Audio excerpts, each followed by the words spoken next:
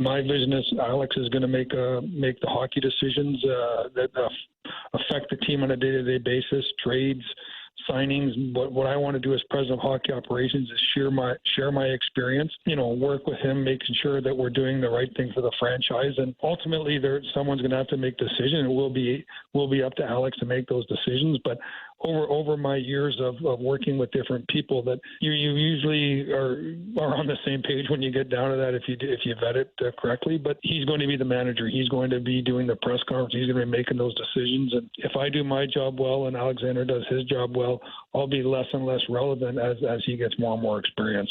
Alongside Alex and T-Bone, I'm BK. That was Doug Armstrong when he was first introducing Alexander Steen as the next general manager of the St. Louis Blues. Alex, as we get closer to the end of this season, it is closer to the end of his tenure as the general manager. Speaking of Doug Armstrong, earlier today, it was announced, national headlines, Doug Armstrong is stepping down as Canada's Olympic general manager. He's handing things over to the next era of hockey managers in Canada. And in this piece by Pierre LeBrun over at The Athletic, he was also asked about his future in the NHL. He was asked about, it's another NHL team is possible out there. You see some other GMs out there. They're over the age of 61, which is how old Doug Armstrong is. He said the following to Pierre LeBrun, Alex, quote, "I'm excited about working with Alex. I think there's a job there for me. I'm not going to be an honorary job. There's work I can do to help him, but I do love a lot of the things that managers do, the building of the staff, the crossing with different parts of the organization, to behold something that's sustainable, to working with the athletes, working with coaches, but it did run its course in St. Louis. I'm not applying for other NHL jobs. Right now, I don't have any focus on that, but I do have a contract and the Blues have treated me unbelievable. I'm 61. I'm not sure how you're supposed to feel at 61, but I don't feel ancient. I don't feel out of touch. I don't feel out of energy, just out of a job." He shouldn't feel like a old person because Lou Lamoriello did it until he was like 95. So you could GM still in the National Hockey League when you're 61. Pierre LeBrun writing, if another team calls, he'd probably at least listen.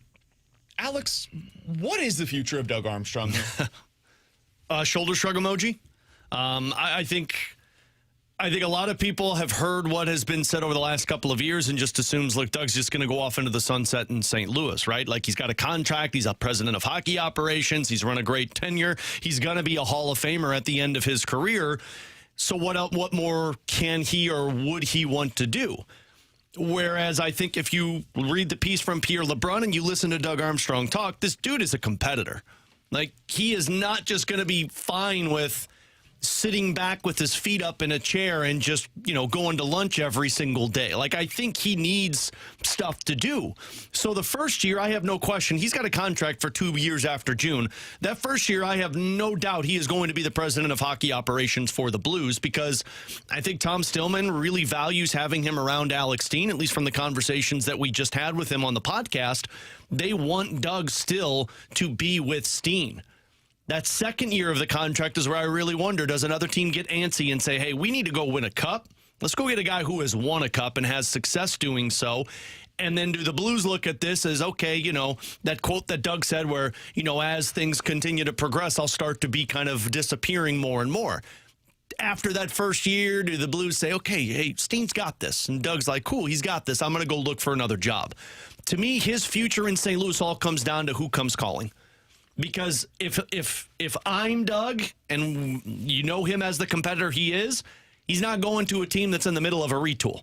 He's going to a team that is on the cusp of a Stanley Cup, and he's like, cool, I can get them there in a couple of years. So I don't know who that is. Look around the National Hockey League and see what team is close that needs a new general manager, and that might be the next match. But what do you see that would make sense in that regard? I know we're probably a year away from really having these conversations, but spitballing here and with my tinfoil hat on, Edmonton. I mean, if let's just go down the path of, okay, well, you got a year left. You're going to go at least a year with Doug as the general manager for or the hockey operations for the Blues.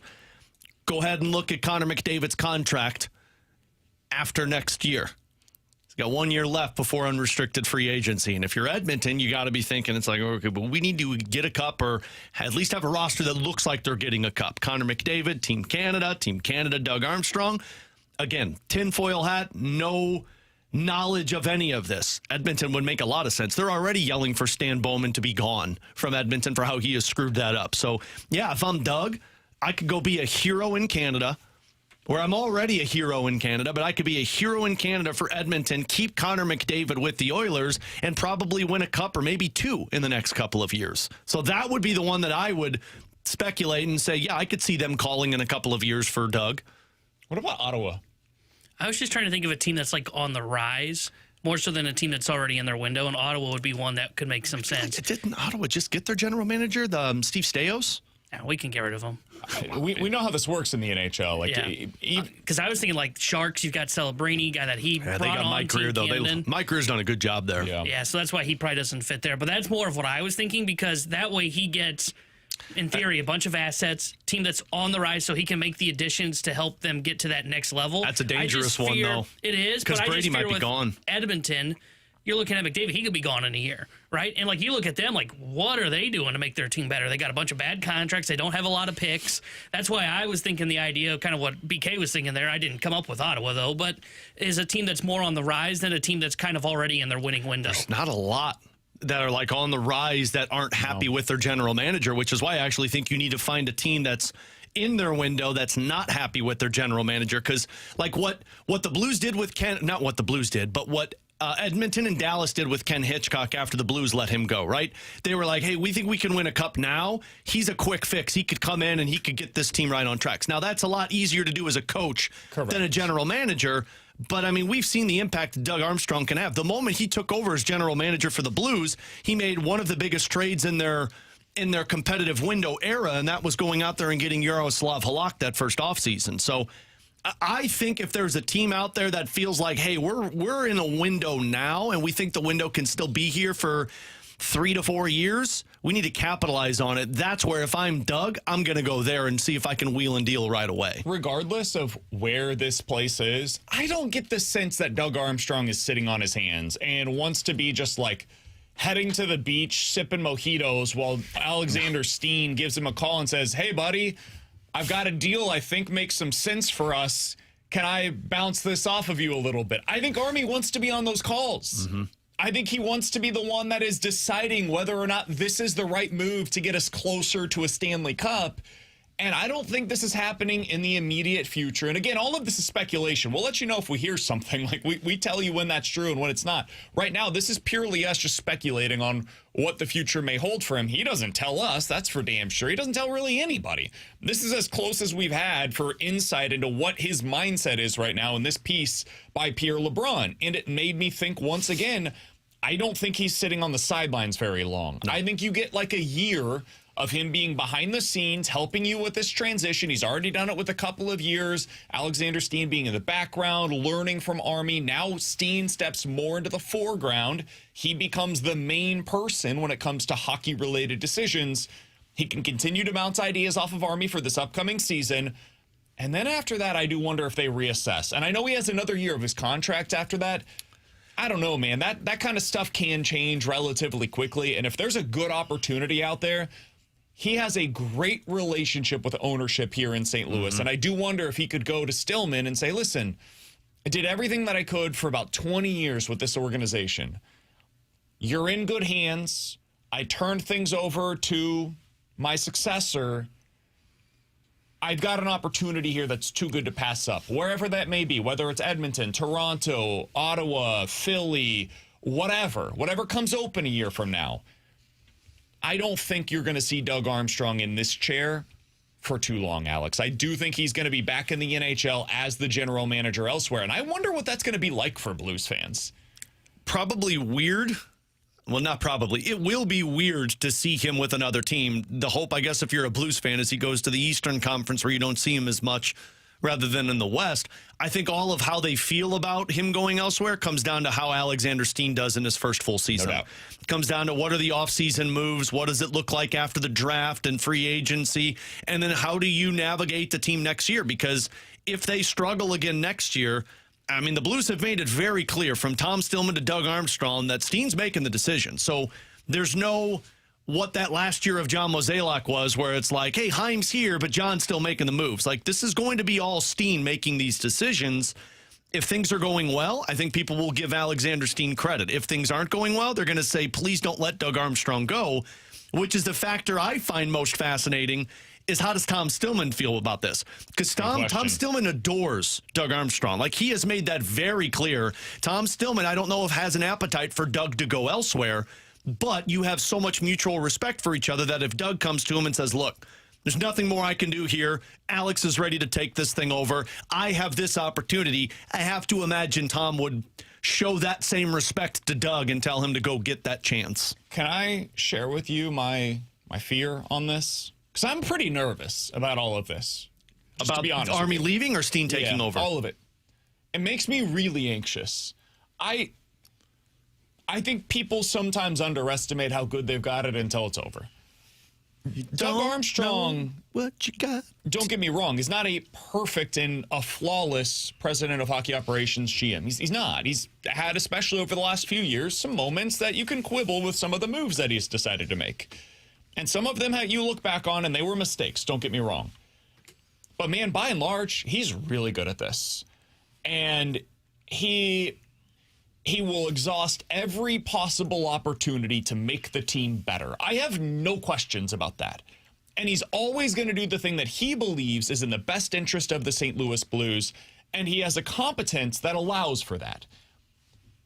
I don't know on Alexander Steen what this is going to look like. Now, that doesn't mean it's going to be a dramatic fall off or that he couldn't be great. He may be the best GM in the NHL within the next 5 years. That's entirely possible. I do not know.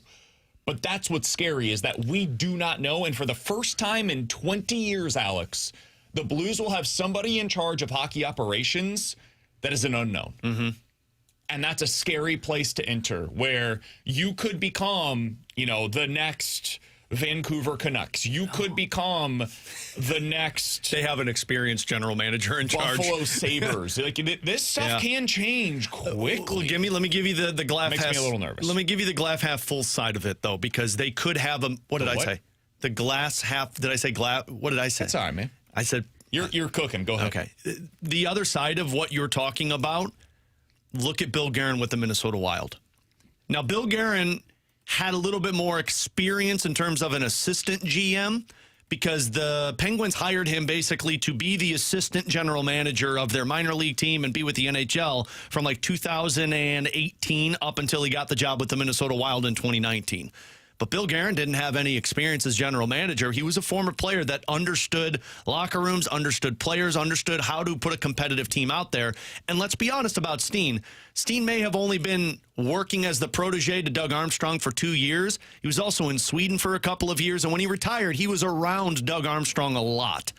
I think there could be a positive side of this. Sure. What Bill Guerin has done with Minnesota to where, man, you get a general manager that just finds the right pieces and says, the hell with it. We got a good roster and let's be aggressive. And Guerin has made the Minnesota Wild look incredible. He's Alex. That's T-Bone on BK. Coming up in 15 minutes, we'll be joined by Derrick Goold for his weekly hit with us, talking about the St. Louis Cardinals. Want to get his thoughts on the five-man rotation and who is most likely to be in that five-man rotation as the Cardinals break for the regular season. We will also talk that over. Cardinals pitching with Eno Sarris coming up in the 1 o'clock hour. And at 12:15, Jeremy Rutherford has a great piece over at The Athletic on who I believe, Alex, is probably the favorite to become the next captain of the St. Louis Blues.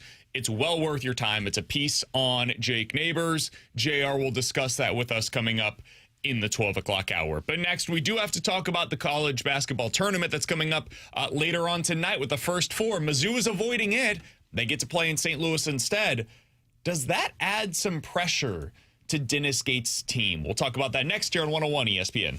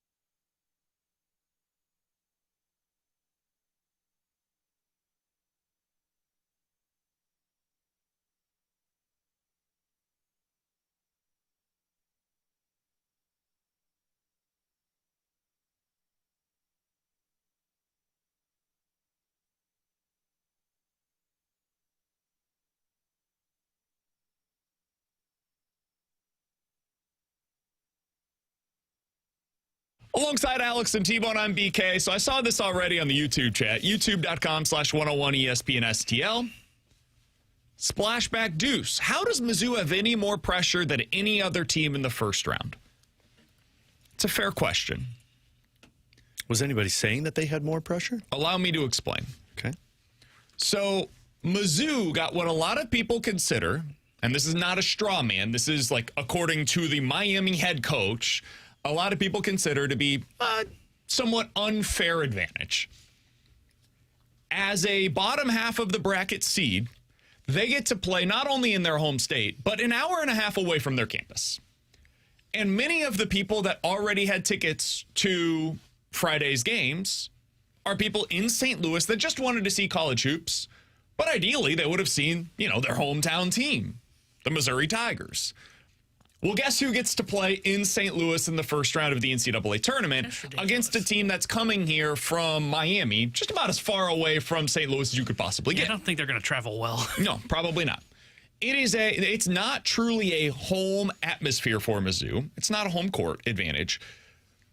It's as close as you can get to one in the NCAA tournament, though, Alex.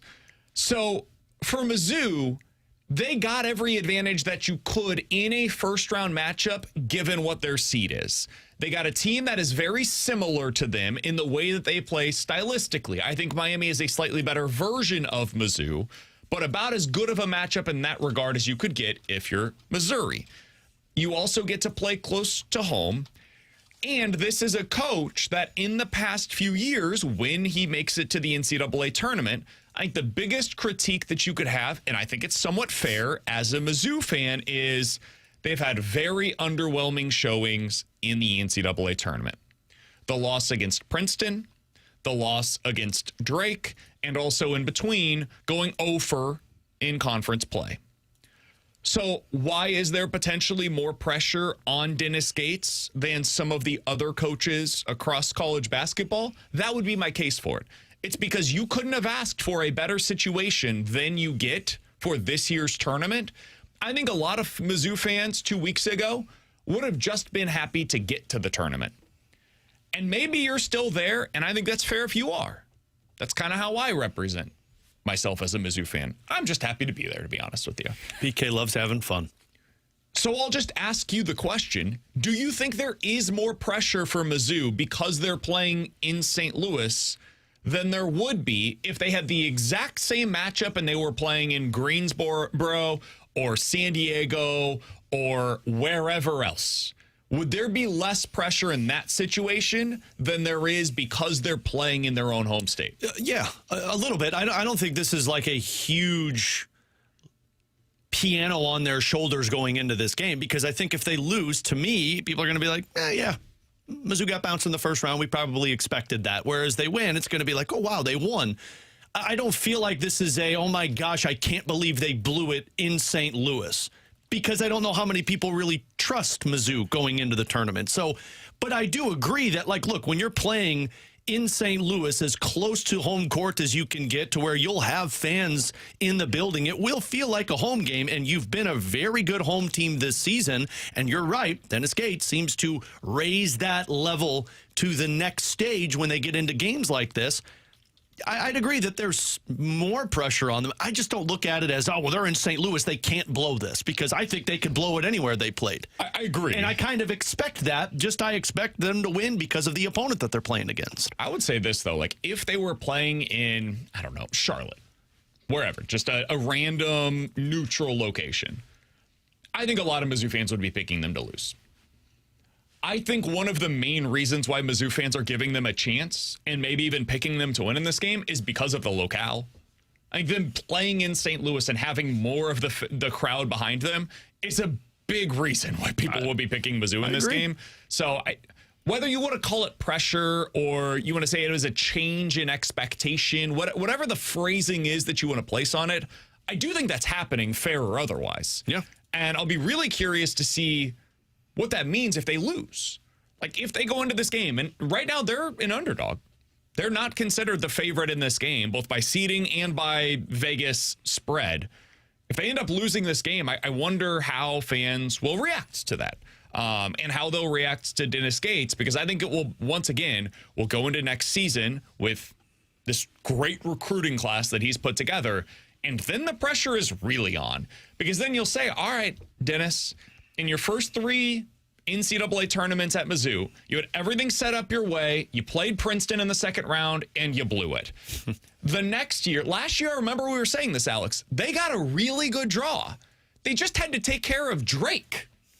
That's all they had to beat. I remember the Bulldogs. And they couldn't do it. Yeah. And then once again, you have this great opportunity. And last year they were in Topeka, so it was drivable. And it was like as close to home as you could have asked for. And they blew it. And then this time, you're playing against Miami, as good of a location as you can. And if you blow it again, you're starting to run out of chances here if you're Dennis Gates. And so all of the pressure will be on you next year, once again, to perform and then to make good on that promise once you get to the NCAA tournament. So far, he hasn't. Yeah, and I think that's all fair, because this will be basically a home game for Missouri. And I think they were 15-3 on their home court this year. Like, they dominated on their home floor. And I get it, it's not technically their home floor, but it's going to feel like one of those home games. And when the crowd's behind them, that's typically when they've played their best this season. So, yeah, I do think there is added pressure to it, even though it is very much a 50-50 toss-up game, since Miami's basically the Spider-Man meme of them.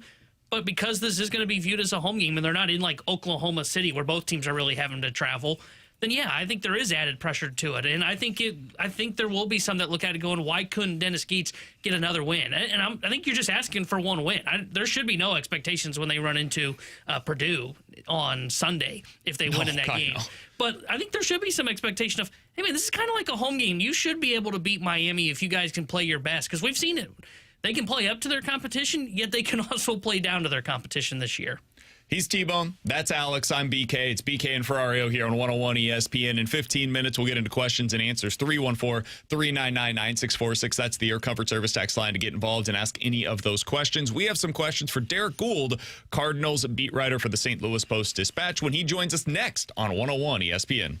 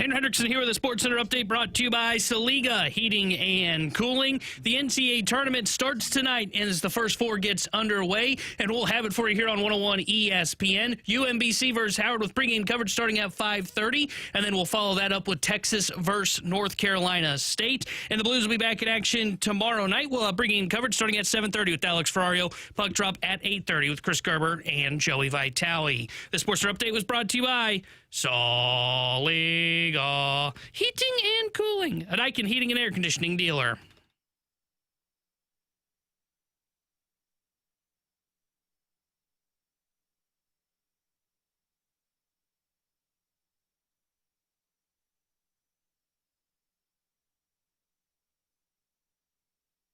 Alongside Alex Ferrario and Tanner Hendrickson, I'm Brandon Kiley. It's BK and Ferrario here on 101 ESPN, and we're happy to go out to the Callier and Thompson hotline right now to be joined by Derrick Goold ahead of today's Cardinals game against the Nationals. They've got a road game today, and J.J. Weatherholt is batting leadoff against Washington. Derrick joins us as he does each and every Tuesday here on the show. Derrick, appreciate the time as always, man. How you doing today? I'm good. It's a little chilly here, not quite as chilly as back there. I was about to say, relax with that, Derrick. Did you get snow yet down there, Derrick? Do we get snow yet? Yeah. No. Okay. No. Well, luckily, by the time you come back, I would welcome that. That would be wicked. I would be the best driver here. You might already be. Derrick would already be frustrated, like now, for what the traffic is going to be like down in Florida if he had to experience I've seen it in Florida. You probably already are the better driver down there, Derrick. Fair. That's fair. All right, Derrick, I did want to ask you about the decision to put J.J. Weatherholt at leadoff. I never know how much to read into these things, or if I should at all, when it comes to their lineups down there. Is that a spot that you think they are legitimately considering for J.J. as the season opens up this year? Yes, they are legitimately thinking about it, and it's a good day to ask that question about how much to read into the lineup, because right off the hop you have two examples of how to read a spring lineup. You have J.J. Weatherholt, who they want to see how he does, how he looks there. They're toggling back and forth. Is it Mason Wynn? Is it J.J. Weatherholt? Is it J.J. Weatherholt leadoff? Is it Mason Wynn second? Is it J.J. Weatherholt, seventh to open the season and then lead off by April? Oliver Marmol, we had a whole discussion about this the other day. It was really interesting. And he was talking about how, you have to take into account what happens if the guy struggles and where do they go from there. If you start off the year with J.J. Weatherholt and he's got, he's struggling to adjust, he's not getting on base, and you featured him at leadoff, where does he go from there? And what does that do to him? As opposed to if he's somewhere like seventh and gets to rise to leadoff, how does he react to that? And Marmol didn't, say that there was a right answer with that, just merely saying that you have to look at the personality of the guy as well. And they had the same kind of consideration, remember, with Mason Wynn. Last year they talked to Nolan Arenado about moving down. So it's the same kind of consideration, okay, where does a guy go if it's not that spot and the fall happens? How do they react? And so it's definitely in play for JJ to be leadoff. It's a question of when that might happen. And then the other side of that is Jordan Walker's batting second today, and this is also how you read a spring training lineup. That's just to get him a whole bunch of at-bats, as many as possible. They just want him to get as many game at-bats as possible. So you have right there in 1 and 2 the two ways to look at a spring training lineup. One is, does a guy work here? How does it look? How does it feel? Does it look right? Does he take to it? And then the other one is, how do you get the guy as many at-bats as possible, as early as possible? So he's the one I wanted to ask you next about, Derrick, because, he had to go back into the hitting lab over this past weekend to kind of work on some things. It just hasn't been going well for him. I'm just curious what your conversations have been like with Jordan over this spring training and where you feel like he's at mentally. Talked to him this morning. Probably we'll write a little bit about him for the Post-Dispatch here. We'll see how things play out here in the next hour or so. But I talked to him this morning, and he was really, he gave a really good description with some element of enthusiasm, but definitely an interest in being detailed about what he was working on. And, he was initially he asked me why I was asking. I kind of took him through it, and I told him I said I'm really intrigued by like how technology is helping you with this, and what ways like you were able to put that to practice. And so he kind of took me through the different drills and the different ways he was using some of the new tech that they have here, or some of the expanded tech that they have here. I guess I should say back in Jupiter. I'm in West Palm, but you know what I mean, back here in spring training. And, and he was very, he doesn't overstate things. He's not one to say like, oh, I feel great, I'm going to go off and, now I feel where I need to be. He's a little bit more conservative with that, but he does like talk about how he makes progress, and that breeds confidence when results aren't there. And that's kind of where the spot he was in today when he was talking to me, is like he understood what was going on. He was able to go through a series of drills to correct it. And it's just habits that he has to break. One of them, I'll give you guys a quick example, but it's way inside baseball, but I think it's kind of cool, is one of them is that like he kind of was drifting forward, right? With his head and with his upper half, right? And that was making it difficult to identify pitches. Well, no wonder. It's because he was closing the gap on the pitch. So he was limiting the amount of time that he had to identify the pitch, to even recognize it out of hand. So it wasn't so much that he was like losing sight of it. It's like he was just not giving himself the same amount of time by leaning towards the pitcher and saying, well, I'm going to make the pitch get there that much faster. And he was struggling with some pitches as a result of that. He was able to get in the cage, feel that, see that, track pitches, realize how little time he was giving himself, and how he could squeeze out even that infinitesimal, even more time to make a better decision. What a crazy game baseball is. Oh, it's like, great, isn't it? I love it. It's what, an extra maybe 1/10 of a second, but that might be what he needs. And maybe that goes from a foul ball that he's a little bit late on to something that he's able to get down the line. I mean, it really is, sometimes the margins are that slim. How are the Cardinals talking about Derrick? Or about Jordan Walker, Derrick? Because let me tell you how they're talking about me. What do you think? that is a good way to describe it. Which Cardinals are we talking about? Cardinals circa 2007, Cardinals circa 2026, Cardinals circa 2025. Oh, boy. I was about to say, I wonder if that's changed the answer over the last year. Maybe we can talk about that over a beer sometime. Might need it. Would make for good radio. Yep, I would imagine. So with Jordan Walker, I know what they're saying publicly, and it's all the right things, and they should be saying all of those things. There's no incentive for them to talk negatively about Jordan Walker publicly. When you talk to people privately, whether it's scouts or people in the Cardinals organization, whoever it may be, what are they saying? How are they feeling about Walker today? It's a good question, and it's one that's, I think all sides are like, okay, here's this raw. I mean, when you talk to scouts, for example, right, they're like, does the guy need a change of scenery? Does the guy need a change of voice? What is it that he needs?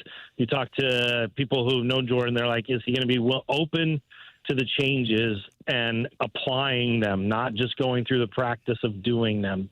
Can he make that leap, or is he just going to go back to what, where he's comfortable doing or what he thinks is right is doing? Is there a stubbornness that the Cardinals won't be able to break through?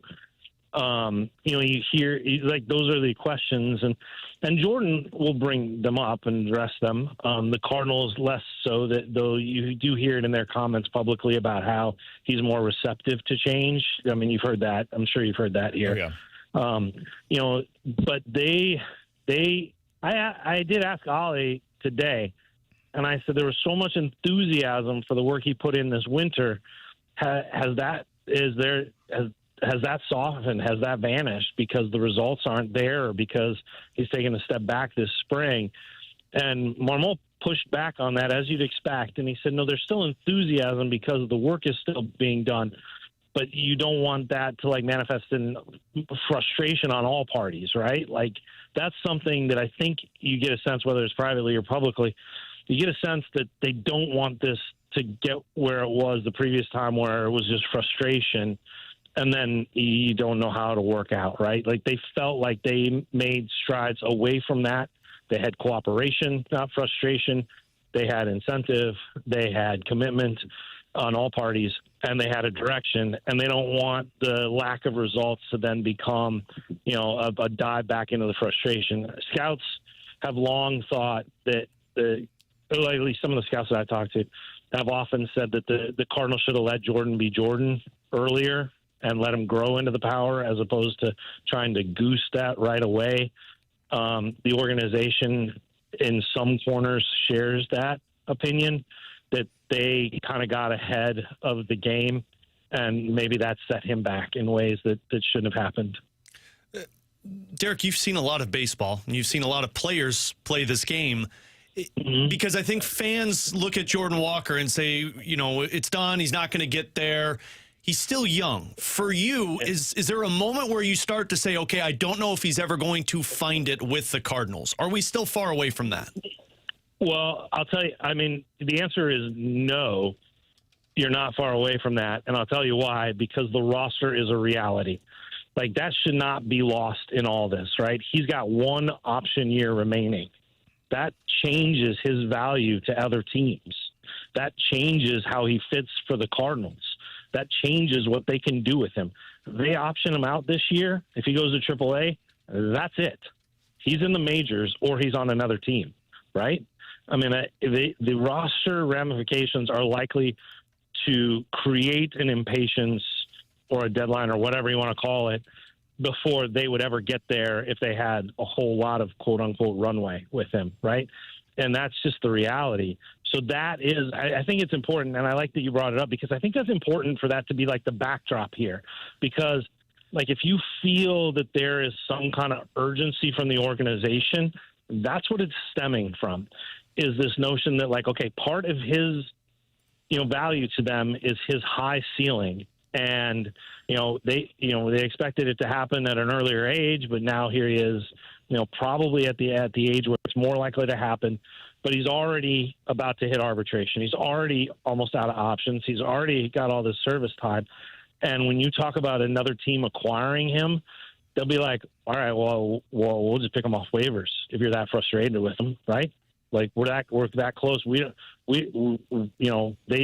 appeal of them taking him, then using that option to then get him in the minors so that new team could work with him, that's part of this, right? That's part of a factor of any sort of discussion about a trade. So do keep that in mind. And I think you kind of hit on something that, like, that is sort of the backdrop to some of this, is they realize that the time that they have with him to get this sorted out it is dwindling, and that the roster is going to make that decision for them at some point here in the near future. Last question that I have for Derrick Goold, the Cardinals beat writer for the St. Louis Post-Dispatch. You should be following him on Twitter as well. That's where you can get all of his links, at DGoold, DGOOLD. He'll have coverage from the Cardinals game today against the Washington Nationals, which starts here in about 15 minutes. Derrick, I mentioned earlier, I don't know how much to read into some of the lineups. It's also about results in spring training. And most of the time, I don't care, really. It's about the process and not so much the results. But when you do have a competition that's taking place in spring, the results eventually have to matter at least a little bit. And Nelson Velasquez, a guy that we talked about a bit last week, has been on an absolute tear. And now he has an OPS over 1,100. Meanwhile, Thomas Jaycee is barely playing, if at all, in the World Baseball Classic.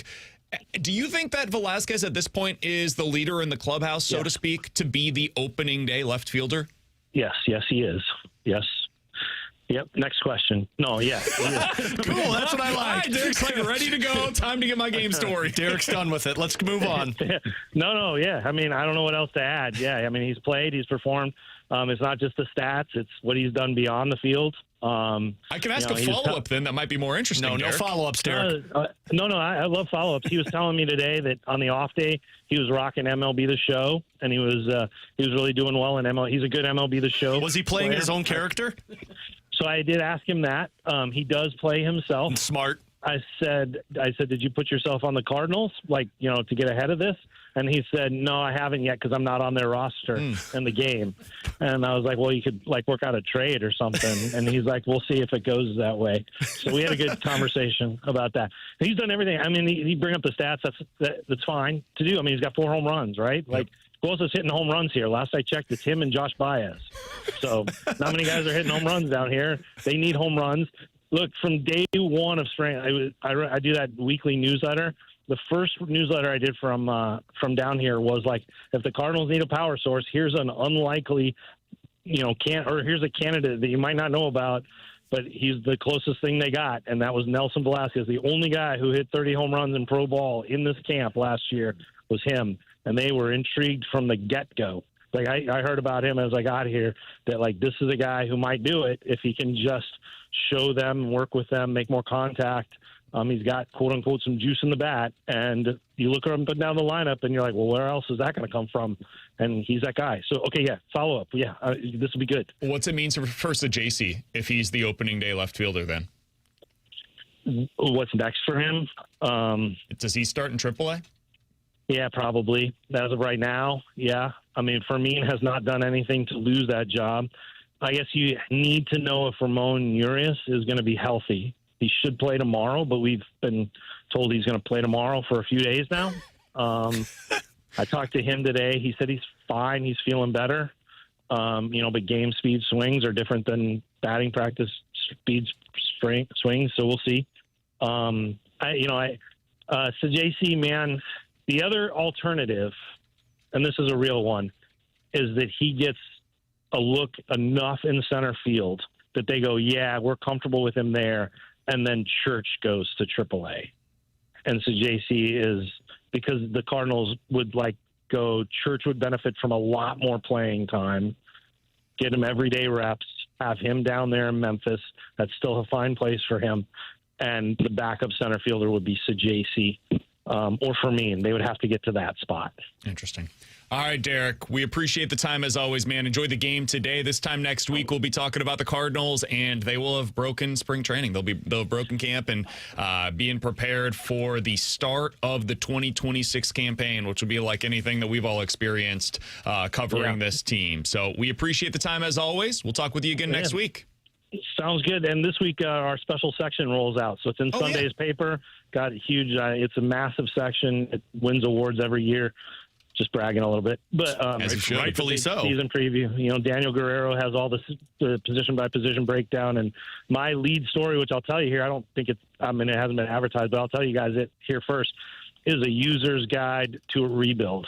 I just talked to as many executives, players, and super fans as I could. That's awesome. To get some advice as to how Cardinal fans should look at a rebuild. And some of the comments I got from actors, comedians are great, and some of them I got from executives who have gone through it should really resonate for fans, but also prepare them for what this is going to be like. That's awesome. Great. Looking forward to reading that. That'll be out next weekend, and you will be able to hear Derrick Goold right here on 101 ESPN throughout the season. Derrick, appreciate the time, man. We'll talk with you again next week. Always a pleasure. Look forward to it, guys. Have a good week. That's Derrick Goold. Appreciate his time as always. Read his great work over in the St. Louis Post-Dispatch. Be sure to check out that special section. I'm really excited about that piece. Good. Coming up on Sunday. We might have to read it to kind of preview the Blues offseason as well. Way to go, Derrick. Get out of the curve. All right, coming up in about 10 minutes, we'll discuss the NCAA tournament. We need to get into the South region today, Alex. So be prepared. South region coming up in about 10 minutes. Questions and answers next here on 101 ESPN.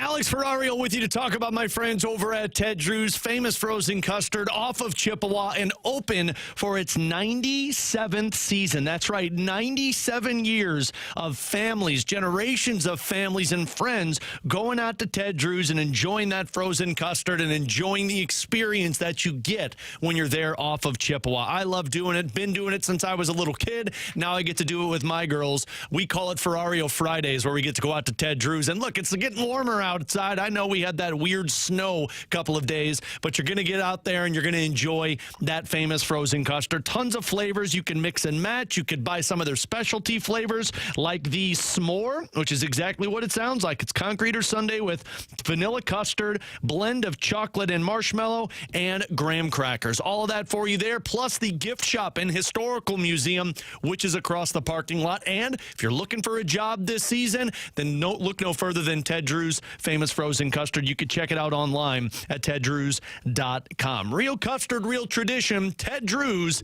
it's St. Louis.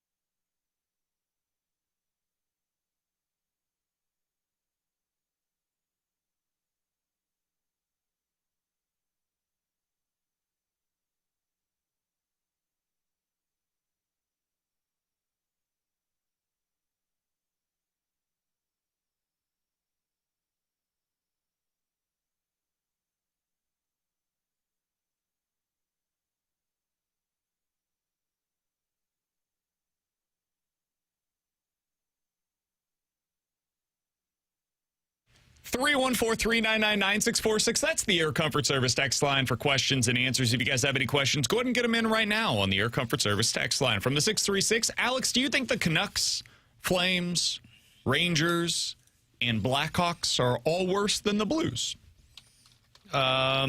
Canucks, Flames, and Blackhawks are. I wouldn't say the Rangers are. I think they're probably in the same tier as you because they have elite goaltending. That's what's keeping them alive. I think the Chicago Blackhawks had good goaltending for a while, and then it fizzled away. They've got a super young roster. Calgary has a really good goaltender, but the team in front of them is awful, and Vancouver has none of the above. So I would say Vancouver, Calgary, Chicago are the three worst teams, and then it's you and the Rangers jockeying for that fourth spot. From the 314, do you guys think that players have too much information nowadays and they think too much? Ted Williams once said, I see the ball and I hit the ball. And there are still people to this day that yell at us when we say, stupid analytics, see ball, hit ball. I do think to a degree, yes, there can at times be too much information. I think everybody's different, though. Some people thrive with the information. There are people that are over-preparers. There are also others that just hit based upon feel. So everybody's a little bit different. That being said, if you have information available to you, I think you're kind of doing yourself a disservice to not have access to it. Now, you can then decide what you want to do with it. If you don't want all of it or you need it to be simplified, and that's not saying that you're stupid, but like I don't need all of this information. Give me the hot zone. TJ Oshie was that way in hockey where he said it's information overload. Yeah, and sometimes that's the case for guys. And, hey, I just need X, Y, and Z. This other stuff, it doesn't really do anything for me. It's just too much going into my mind. So eventually I think you are able to figure out, this is what I need. That stuff's not important for me. It might help other people, but not for me. So the answer is yes, but with a caveat. I also think the problem can be a team forcing that information down players' throats to where it's like, hey, take this, to where what Derrick said, maybe there's some belief that's like, hey, let the player be himself. Sometimes. Yeah. That's why I would lean towards no. And I would say no with the caveat being it just depends on what the player is, right? Some guys don't want it, right? And they are better off without it. But it's better to have all that information so any player can come to you and say, hey, I want to see what this guy's spin rate is so I can figure out what his fastball looks like. Or I want to use the machine, I can't remember the name of it, where they basically can face what a pitcher's breaking ball is going to be that day. Is that the Traject machine? I think that's what it is. I think all of that's great, and all organizations should have that. But Alex hit it on the tee there for it is you got to decide which players need it and which players don't, and why they need it and why they don't need it. 314-399-9646 is the Air Comfort Service text line for questions and answers from the 314. Guys, I'm not asking you for your pick on your bracket for who's going to win the national title, but if you had to place a bet today on somebody to win the national championship, who do you think is the best value bet today? It's a good question. I mentioned Mizzou. the T-Bone just a little bit ago. I put a little bit down this morning on Illinois because they were 22-1 to win the title. That's pretty good Do I odds. think Illinois will win the national championship? No. Do I think they are more likely than 22-1 odds to win the national championship, though? Yes, I do. So that, to me, is the best value pick. Beyond that, though, there is at least one site that has Arizona at 4-1. I've seen a lot of Arizona lately. I think Arizona is really good. And they don't have the injury questions that Duke is currently dealing with. What's UConn? So, UConn today is 30-1. That'd be another one. And I mean, we talked about it. They've been dropping. How they're confusing. But if you get hot at the right time and you go on a run, if you get through that bracket, I mean, you got to be feeling pretty good about yourself for how tough the East can be. So probably long shot, but you got to hope for a hot streak for 5 or 6 games. I'm going to get so much crap for the team I'm going to Oh, my God. Are you picking who was the team that we joked around with them yesterday? Not Cal Baptist? Yeah, Cal Baptist. Not picking them, but Kansas. If Kansas pieces it all together, they're a team that can win it all. I don't know if they're going. This is why I brought them up yesterday when we did the East region they're in. I find them the most confusing team in that region because when they play at their best and Peterson's there, Peterson can shoot lights out and at a high volume. Problem is, I don't know if he's going to play, and then lately they haven't been putting it together offensively, and he has been playing. But I love them at their value. We'll get out of here on this one. This comes from Splashback Deuce over in the YouTube chat. Guys, I know you're supposed to talk about things and stuff, but do you ever feel like sports radio creates narratives that are completely irrelevant to the actual sports franchises and rosters? Yeah, absolutely. Give me an example. And I'm not saying I'm challenging you. I'm confused by the question. Sure. I hope that we don't do this. I think sometimes maybe it does happen, though, where we are taught, like, for example, our open today on Doug Armstrong. Could a fan interpret what we said as this is why the Blues are doomed? They're about to go into a situation where they have an inexperienced general manager. Doug Armstrong is leaving within the next year, and the Blues are about to go into a spiral. Could you interpret what we said that way? Sure. Is that how I would like to portray what I was saying? No. And if you interpreted it that way, my bad. But yeah, I could see how that would happen. So it's like the telephone game to where we're saying something and somebody can't interpret what we're talking about opposite. Maybe. Splashback Deuce says on the YouTube chat, like, for example, pressure being on Mizzou for playing close to home. I think everybody gets to decide for themselves how they're viewing these things. We can only give you our opinion. I view it as my job is to give you my opinion. That's the entire reason that I'm employed by 101 ESPN is for my opinions on things. Now, those opinions should be, in my opinion, based in fact, based in research, based in information that's available out there for me, right? But my job is to give you opinions. Otherwise, I would not be employed. So my opinion is there is more pressure on Mizzou because they are playing closer to home. If you disagree with that statement, that's totally fair. If you think that the Blues are actually set up better for success with a changing of the guard than they were with Doug Armstrong, that's fair. That is your opinion on things. Yeah. It is not my personal opinion on the matter. Okay. So that's the whole reason that we exist. Yeah, I think that's exactly what we do is we're supposed to generate conversation and provide our opinions on things, but our opinion is most of the time based on conversations we've had with people in the industry or things that we have done research on.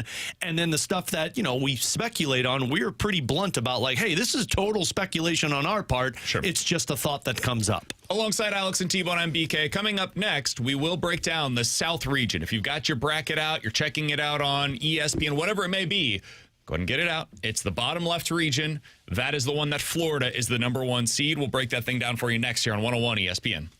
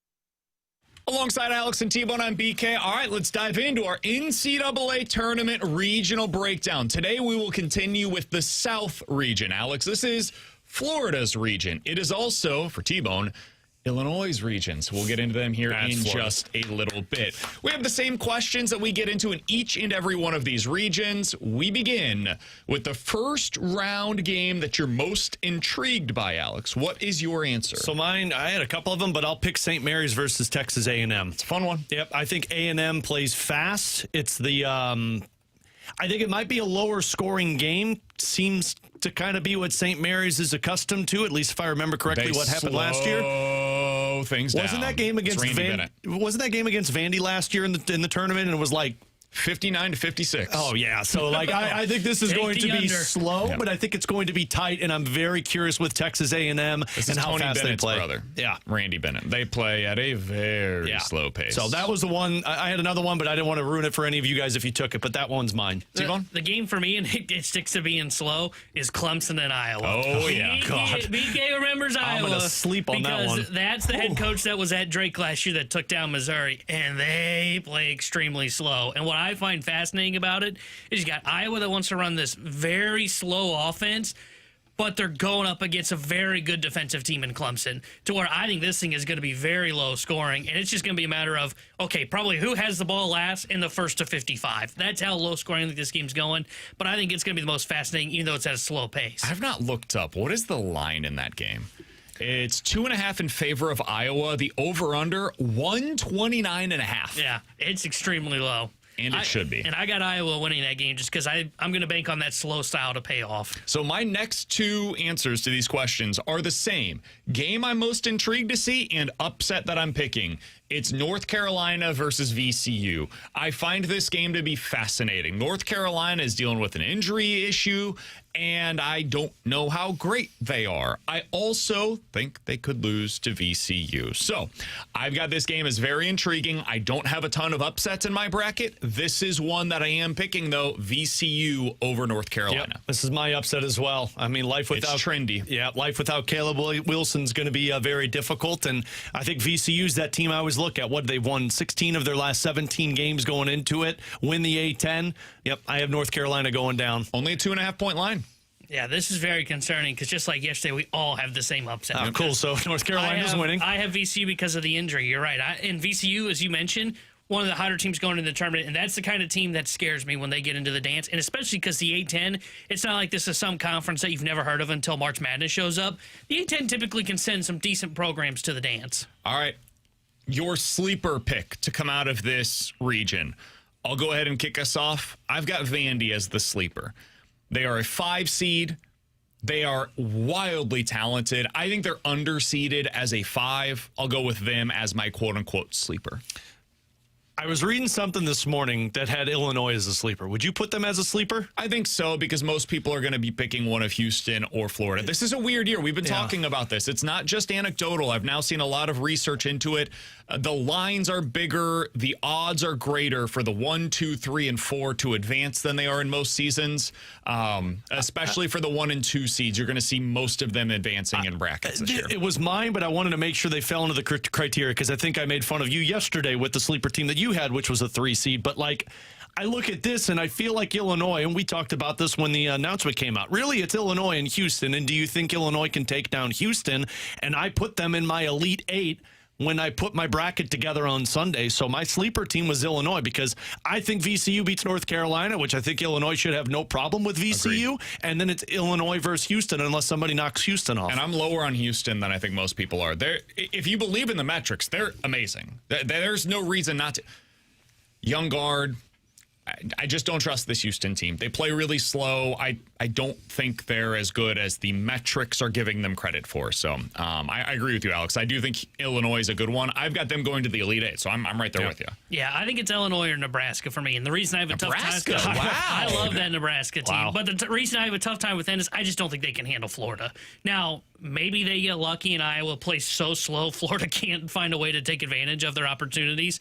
But Nebraska would be the other one that I would circle outside of Illinois. Otherwise, I just kind of have this one kind of same with you guys. I'm kind of chalk for the most part on this side of the bracket. All right, last thing here. Who's the team you're confused by? Could go to the Elite Eight, could lose in the first round. Anywhere in between, you're just not sure. Mine's Nebraska. I was listening to Parrish and Norlander talk about this. Like, they got screwed on their seedings. Yeah, they did. Like, to have to go up against their matchup with Troy, and Troy's been playing a little bit better going into the tournament. And then after that, you get Vandy in the second round. Like, Cornhuskers fans should be a little upset because, like, that's the toughest side of the bracket you could have been placed in. So I heard them speak of it. I think Nebraska could get bounced by the second round. Let me give you a seeding real quick. So this is based on Ken Palm's rankings, right? 1 to 11. 1, 1, 1, 1, 2, 2, 3, 2, 3, 3, 2. Vandy is 12th as a 5 seed. That sucks. And then Virginia 3, Nebraska 4. So Nebraska's probably slightly underseeded as a 4. Vanderbilt is well underseeded as a 5. That's who they potentially get in that second round. It's rough. Yeah. For me, it's Illinois. I could see them losing in the second round. I could see them going to the national championship. I don't know what to do with this Illinois team because if you just look at the results lately, it has not been great for them. They have lost 5 of their last 9 games. 4 of them have been in overtime. And they have come against Michigan State, Wisconsin, UCLA, and Michigan. Those are some really high-level teams that they've gone up against. Wisconsin's been playing pretty darn good basketball lately. And then you've got a bunch of teams that people think could potentially go to, like, the Elite Eight. So I don't know how much I should really hold that against Illinois. I think they're every bit as good as we've been talking about previously. They've had some bad luck. They could go to the Final Four. Hell, they could win the national championship. They're the team that I'm confused by. They could be out in the second round. Absolutely. It's my biggest concern is that I feel like I am putting my fandom ahead of what my heart really says because, I mean, you just read it. They've lost 5 of their last 9, and I get it. Some of those have been in overtime, and those have been against good teams. You know what they're not doing in all 9 of those basketball games? Getting stops consistently. And that's what scares me about them is I just don't know that they're committed on the defensive end of the floor, or they just can't do it on the defensive end of the floor. And once you get into that second round, if North Carolina wins, even with the injury, they're still a team that could present problems for Illinois. So, yeah, I'm with you. I think they're the most baffling team on this side of the bracket. Who do you guys have coming out of this region? I have Florida. I've got the Gators as well. I have Florida versus Illinois, and Florida been winning them. That's what I've got as well. Welcome That's to the me chalk. as well. I originally had Houston beating Illinois, and then the more I read up on Houston, they don't get to the basket, and that's the thing where you could beat Illinois. So if they're not going to get to the basket, they're going to settle for jump shots. I'll take my chances and take Illinois, but I don't feel great about Illinois is it. going to make me T-Bone, tear that's it up. Alex. I'm BK. Jeremy Rutherford next.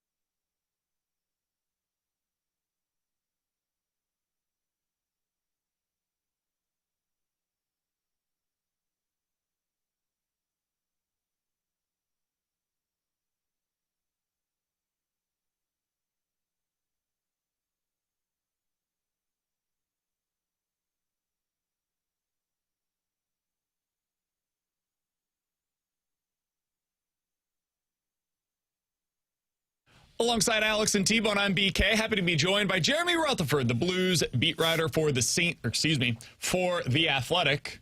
For the what?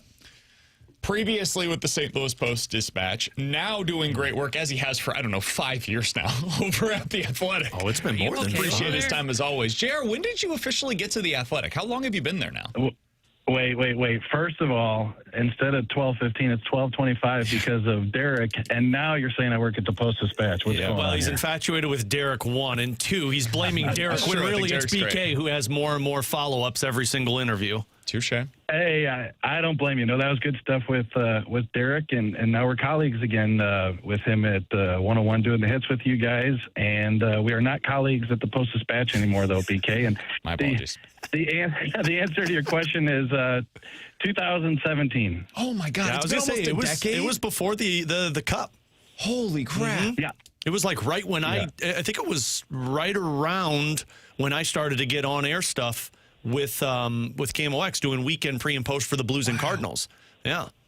Next year. Yeah, you were like 6 when you started doing I was that. like 6. I couldn't even grow facial hair. That's not true. I had facial hair when I was like 6. Yeah, I was about to say you're Italian. It's an Italian. It's just hair, no matter All right, what. JR, you had a great piece earlier today on Jake Neighbors. I want to get into that with you here in just a moment. But we opened our show with the Doug Armstrong comments to Pierre LeBrun. He's stepping down with Team Canada as their Olympic GM.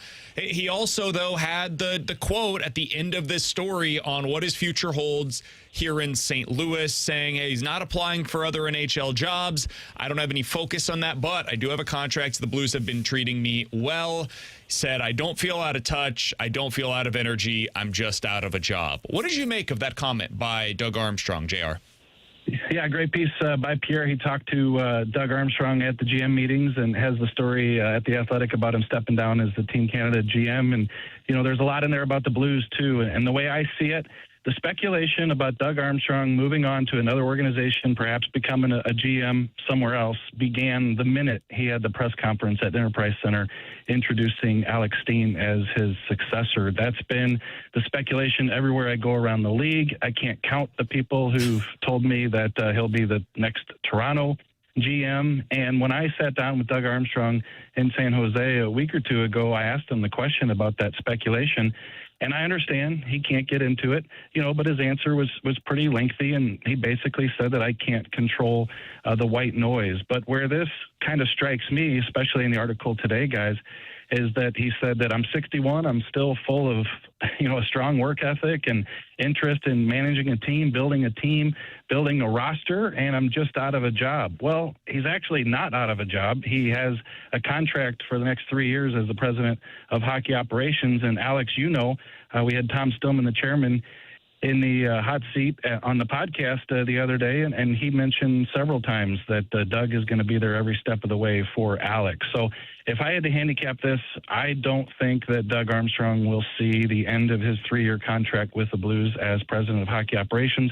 I don't know when the time will come, but I could definitely see him as the GM somewhere else. All right, so let's move over to your piece on Jake Neighbors, JR. And, I'm the lucky one that got to hear a lot about the story as you were working on it, but I loved reading it from end to end. And I'm just curious, as you were doing these interviews and as you were writing this piece, JR, did you find yourself thinking that it's like, man, everything that I am putting down sounds like what could be the next captain for the St. Louis Blues? Because that's how I felt when I was reading it. Yes. And you say you're the lucky one. I think that throughout the process of putting this story together, I probably told 6 of these stories to Alex up in the press box. And by the time I got to the last one, he's like, will you just write the piece? Will you just publish it? So I think I did ask you that, like, hey, when are you going to put the piece out, JR? so finally it's out. But here's the thing, Alex, you're around the locker room.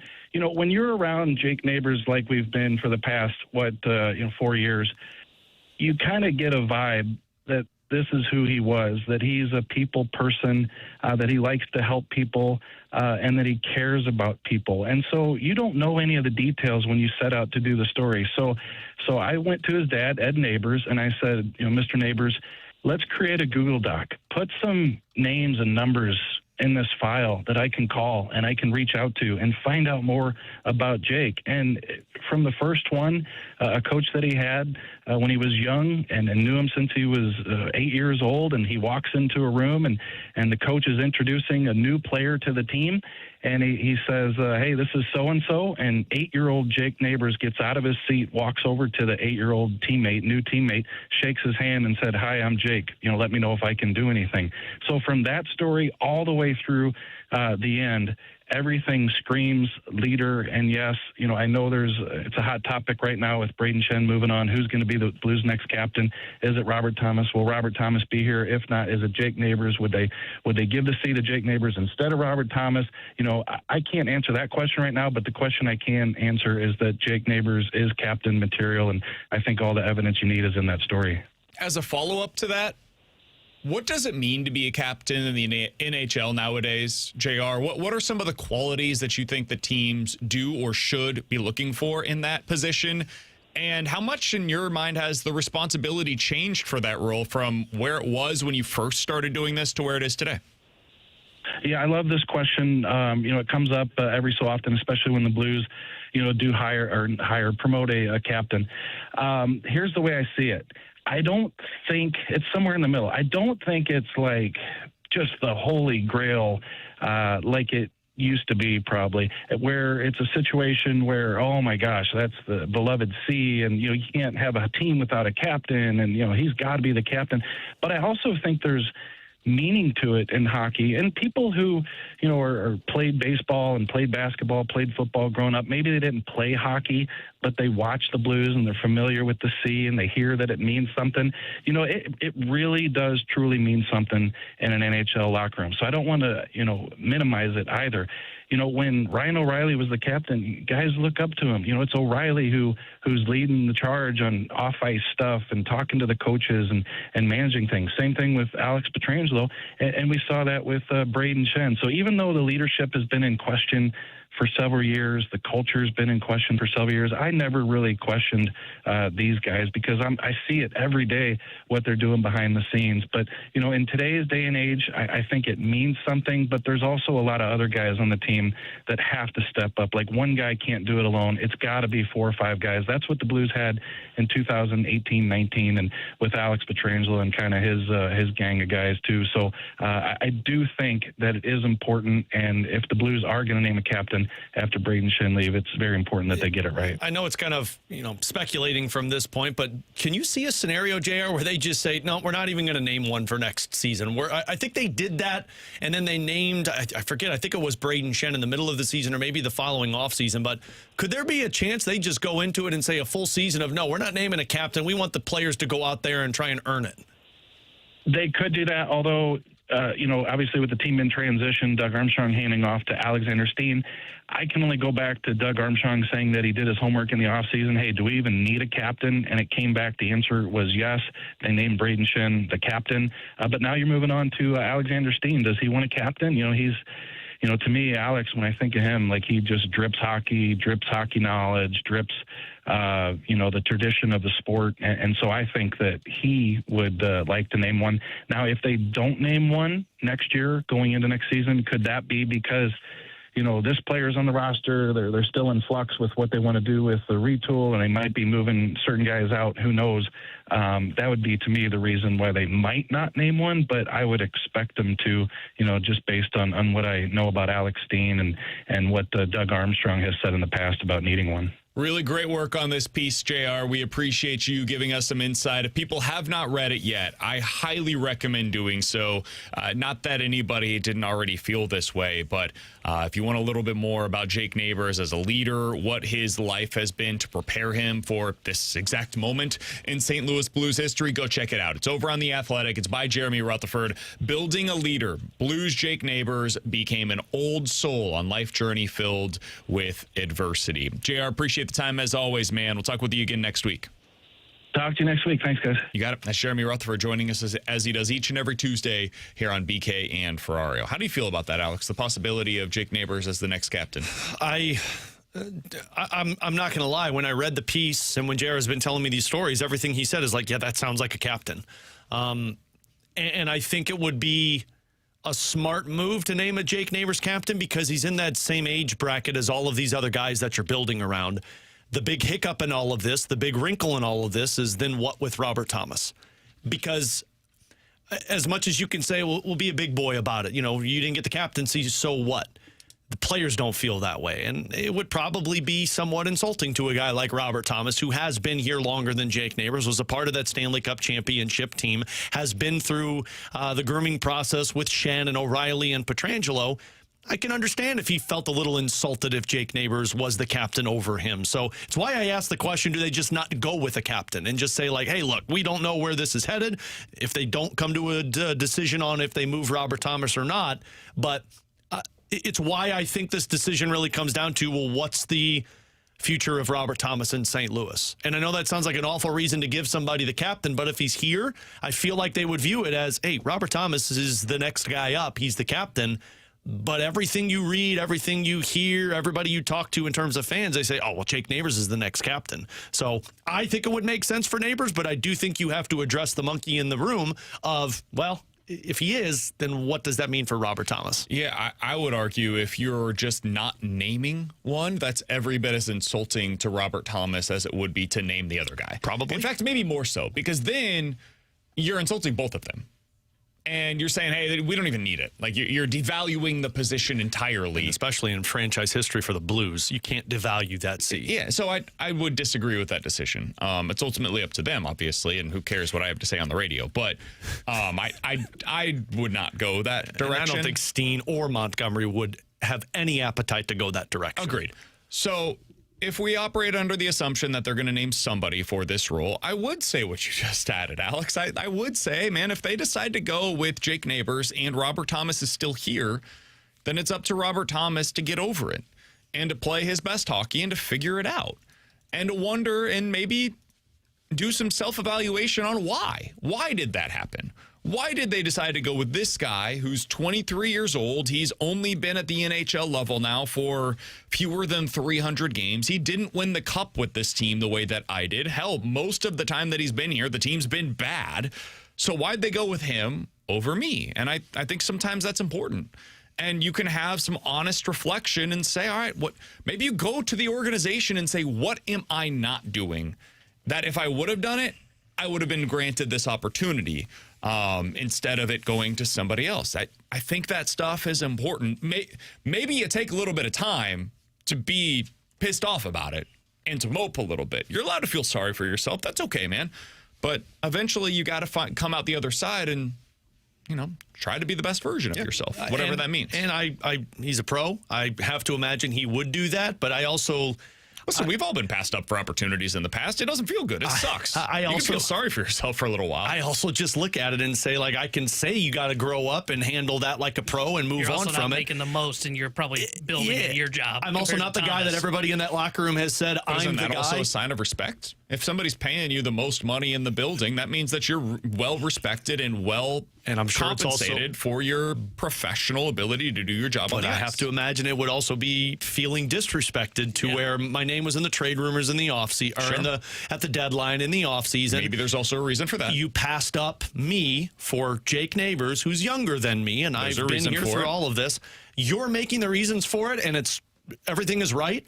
I'm trying to put myself in his shoes and skates. And what the locker room would feel like if that happens. And imagine being Jake where you got to handle that too. Cares about it so much as Robert Thomas cares about it. But if you got one side that's upset about it and another side who's trying to do the leadership thing and move on, like again, it's an awkward dynamic. Yeah, it creates a lot of drama that you just don't know about. And maybe I'm making this way more than it absolutely is, but I mean, you just have to imagine if you're Robert Thomas, you kind of view it as, oh, well, I'm the next guy up. From the 618, BK, that's easy to say, but what if the show was called T-Bone and Ferrario?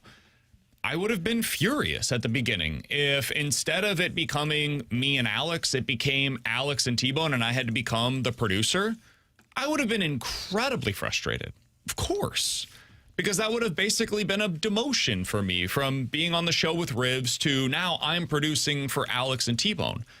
But then it would also be incumbent upon me if I want that opportunity the next time that one comes about. Yeah, I'd probably feel sorry for myself for a little while. Of course, you mope, you complain, you talk to whoever your significant other is. For me, it would be Kara, of course. And maybe you look at other opportunities elsewhere. But ultimately, I'm not moving. I'm going to be here. This is where I live. This is what I've created my home as. And for me, that means that I just have to suck it up and do the best job possible to prove to our bosses that I'm deserving of another opportunity. BK's ass sweat says on the text line, BK always does this. I'm done. No, we're it's over. I don't need a BK's ass sweats for this. BK always does this hard-ass tough thing when it comes to the Blues. I promise you that is not what I'm trying to do. I'm simply saying, like, there's one captaincy that can go around.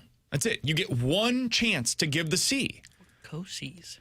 And no, if you're going to give it to somebody and somebody else gets their feelings hurt because of it, that's understandable because there's not two chances. Vladdy was upset that he didn't get named the next C of the Blues. He was frustrated about that, right, Alex? Yeah. And it became a thing, and he really wanted that. But the Blues decided, no, we think somebody else is more deserving of the captaincy than you. Vladdy was longer tenured. Vladdy had been a superstar, if you want to call it that, here in St. Louis. He had won here in St. Louis, but somebody else got it over him. That's life, man. And sometimes you just got to buck up and go about your job and try to do the best job you can, even when things don't 100% go your way. So it's not me being a hard ass, even if it does come off that way, and I do apologize if that's the case. It's real life. And sometimes you don't get everything you want. So I don't really know how else to describe that other than the way that I have. Yeah, because it's gonna suck if he doesn't get it, and he's gonna be mad about it, I would assume. But the difficult part with all of this is, how do you move on if he's got 1 foot in and 1 foot out? And that's what I don't know. I hope Robert Thomas wouldn't. I hope he is fully engaged. I mean, look, Alexander Steen had this happen too when Pietrangelo got it. Steen was more tenured at the time, and Steen didn't get the captaincy. He was just considered one of the leaders in the room, and Steen obviously continued to play a certain way that helped them win a Stanley Cup. So I would hope Robert Thomas saw all of that, and I fully believe he would be, but you have to imagine, if you're the front office, you're thinking is like, okay, well, is he fully engaged with this roster if that's the decision we go?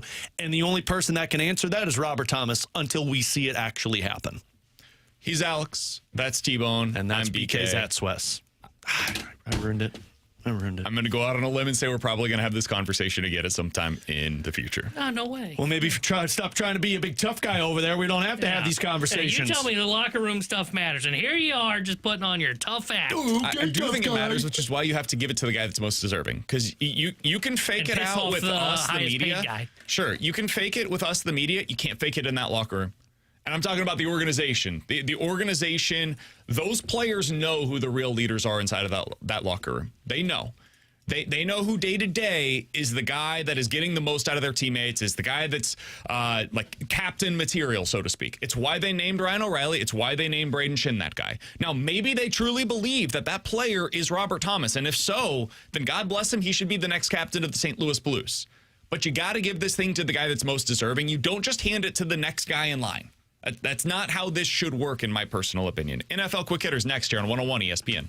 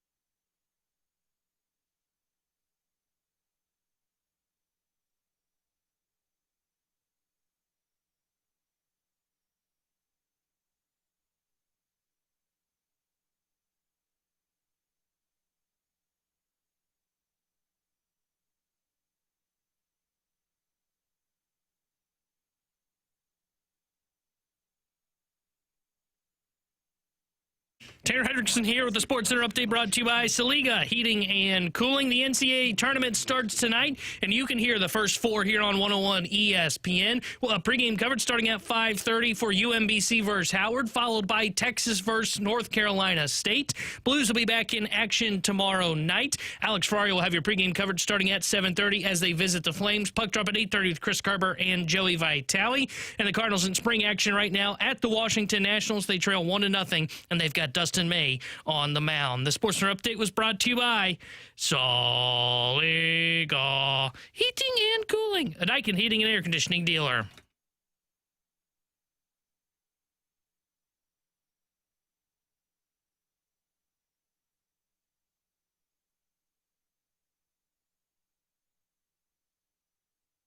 Seems to be wide receiver day in the NFL. The 49ers, this is the biggest deal, obviously, of them all, have reached a one-year contract with Christian Kirk. Jawan Jennings is still out there, guys. I thought Christian Kirk was still under contract. No, he's a free agent. I did not realize that contract expired already. I didn't know Tutu Atwell was on the Dolphins till BK said something. He was a former Ram. The Eagles have signed Hollywood Brown to a one-year contract worth up to $6.5 million. I'm sure that up to is doing a lot of work there. And the Chiefs lose another one. In all seriousness, the biggest deal of the day, the Dolphins have traded Jalen Waddle to the Broncos for a number of picks, including the 30th overall selection in this year's NFL draft. So the Dolphins, who T-Bone said, I love this move. It's such a good move for them to bring in Malik Willis. First off, big nose Brandon. Alex also loved the move as well. But I didn't have that high pitch to loud wrong about it. Also, I don't think either of us ever said we loved the move. We just said the Dolphins, it's a smart move. It was a smart move for a team that thought they could win. I don't know if I said now win, it's but a dumb move because you traded Waddle. Yeah, well, when you don't have a quarterback, you might as well take some shots on a young guy. You tough guy over there put words in our mouths. When we don't put any words in your mouth, Alex. BKS Sweat. We're just like BK The ass. Dolphins' new wide receiver depth chart includes Tutu Atwell, who I think today would be their number one. Oh, God. Hell yeah. Jalen Tolbert. Don't know Malik Washington. Theo Weiss. Woo! And Terrace Marshall Jr. They signed Malik Willis to like $25 million a year. Yeah, that now is a dumb move. You should have just traded a 7th-round pick for Justin Fields. Agreed. Or you should have signed Geno Smith and embraced the tank. Yeah, whatever. So one of those. Or just keep Tua, honestly. Like, don't take on the cap hit this year. Just ride it out for another year with Tua Tagovailoa and figure it out there. Also, any of those would have been a better plan, in my opinion, than what they ultimately did. That being said, the real story here, Alex, is the Denver Broncos side of things. Can I do one more on the Dolphins real quick? Sure. You need to trade A-Chain. Agreed. Get rid of everything. Is he going to have a lot of value? Yeah, you can probably get a first-round pick. Oh, I thought you could get a first. Or if you don't think you get a future first? It's a running back. Yeah. That's why I asked if he has value. I mean, he's a stud. Like, I would move him. Especially in this year's class where there's literally two running backs that people seem to like. A-Chain, I think, could get you a second-rounder. Yeah, trade it. Anybody who is of quality on my roster should be traded away if I'm the Dolphins. Okay, now to the Broncos. Who is the team that you would want to see A-Chan on? I think that's the harder thing to figure out. Yeah, that's a good team. one. Oh boy. That would be willing to give up a second-round pick for Devon A-Chan. Because I think the Broncos are pretty high up there on the list of teams that would be most likely to trade for him. Yeah, they should just Commanders, maybe? Maybe that'd be a good one. What about the Browns? We've talked about them trying to go just drafted a guy last year. Or whatever his name is. Yeah. I guess that's true. Bengals.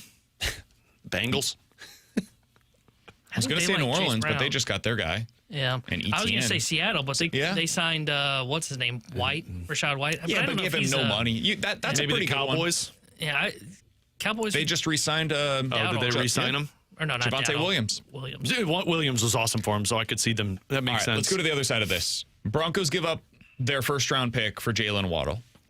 Good deal, bad deal, somewhere in between. I'd put it somewhere in between. I mean, to me, it's the 30th pick, and Jalen Waddle can help you right now, and I do think they need more weapons, but the reason I'm not overly excited about it is I just don't know how good Jalen Waddle is. Waddle had disappeared over the last couple of years for the Miami Dolphins, and Tyreek Hill took over that number one spot. So I think it makes the Broncos incrementally better, but it's not like I'm sitting here acting as if they're going to be the best team in the AFC because of that move. I'm going to say bad move. And the reason I say that, I think they gave up too much for him. If you were trading for a true one, and I like Sutton and I like Jalen Waddle, I don't think either of those guys are true ones. And I think you're trying to kind of do the whole like equation of, well, if we have these two guys that are twos, they equal 1-1. And I don't think that's the case. I think you overpaid for a guy to come in and just be a 2 with Cortland Sutton. I think you still need a dude in that wide receiver room. What was the alternative? Probably that you would have rather Brown. seen That's done? more pricey that I don't think the Broncos had an appetite for. Yeah, but if you're going to give up a first, I would rather have like A.J. Brown. But you're than giving up 2 Waddle. firsts. Yeah, I don't know what's going to take 2 firsts. That's Now, maybe I'm wrong. Isn't that what they were asking, though? They were asking for upper end. So, like, you're probably looking at your first and Second, probably. But I rather would do that for A.J. Brown, a true proven number 1, and have then Sutton as the 2 compared to these two guys is A.J. together. Brown a true proven number 1 at this point in his career? I think so. I think he's still a stud. I know he had a bad year last year, but I think he was a guy that was just frustrated with the situation. Now, I'm not saying it's going to work if he went to Denver, but I think he's still a true 1. I like A.J. Brown. I do think some of the personality stuff, I'm not sure at this point how much better he is than Jalen Waddle. Over the past 2 years, he's been a 1,000-yard wide receiver. Jalen Waddle's basically right there with him. Now, Jalen Waddle also has injury concerns that you have to take into account. My impression of this is also going to be heavily influenced by what they do with the contract. Are they going to keep it as is? Are they willing to just, hey, play this thing out this year? He's $5 million against the cap, and then he's got like 55 after that. But you can get out of it basically at any point. Is that the way they're going to keep it? Or are they going to give him a new contract? Because if they're going to instantly make him one of the highest paid wide receivers in the NFL, well, I don't love that. But right now, part of the value of trading for Jalen Waddle is that you got him for a cheaper price than what the Colts just gave to Alec Pierce, who is very much not a number 1 wide receiver. So given the way that this class sets up, especially if you're the 30th overall selection as the Broncos are, their need at the position, the cost in terms of like both what they gave up and also the contracts for Jalen Waddle, I do like the move. I think it's a good move. And I think there were limited opportunities to improve elsewhere. I don't think that true number 1 wide receiver was actually available this offseason. And this is about as good as you can get for a 1B if you're looking in that road. It's a lot to give up, but if you're the Broncos, this is the time where you have to take advantage of it while you still have your quarterback on that very cheap rookie entry-level deal. Also, none of it matters because your quarterback's not good. You got Bo Picks, man. I hear you. I wonder where Juwan Jennings is going, man. He's like the last receiver of note that's still out there. If you're Buffalo. Do you think Seattle makes sense? For Juwan Jennings? I can see that. Because like they just had Cooper Kupp. They moved. Yeah. Have they moved on from Kupp? I don't think so. I don't know Not what that his I've seen, at contract least. looks like, but like Cooper Kupp would be more of a 3 at this point in his career. Honestly, the Chiefs need to probably call him. I love the idea. I mean, that'd be great your too. Chiefs team needs to go out there and find a wide receiver unless they got some type of plan in place. I'm really surprised that he's still available. I think he's a good player. Yeah. I don't think he's a 1, but 2 or a 3. I think he could be a really good number 2 or 3 wide receiver for somebody. All right, coming up in just a little bit, we're going to be joined by Eno Sarris.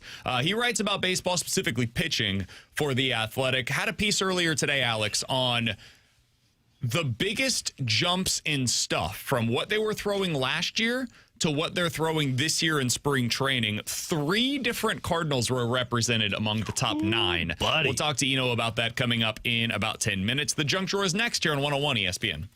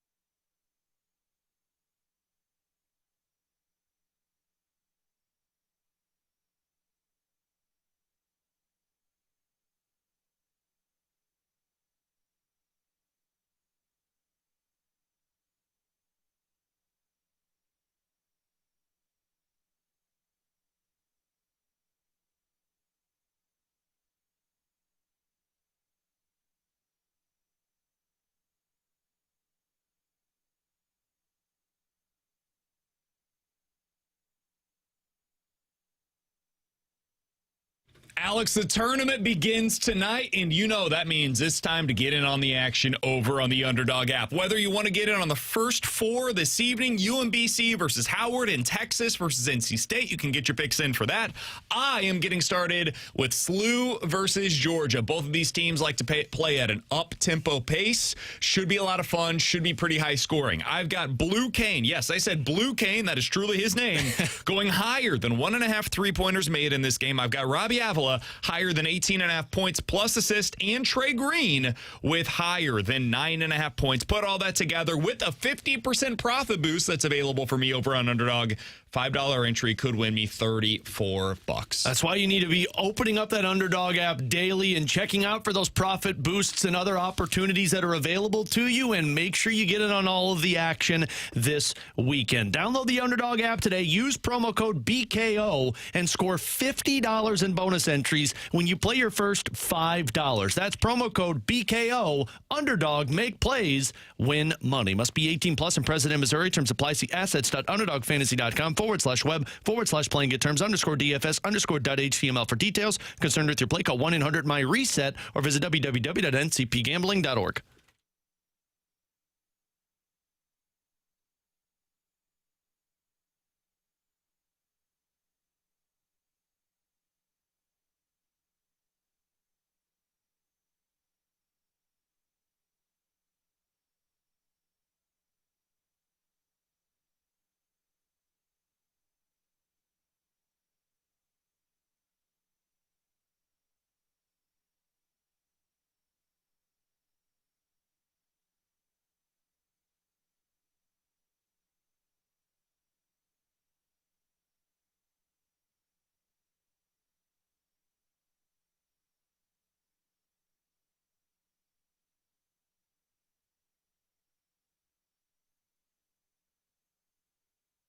Alex, do you guys use candles at home?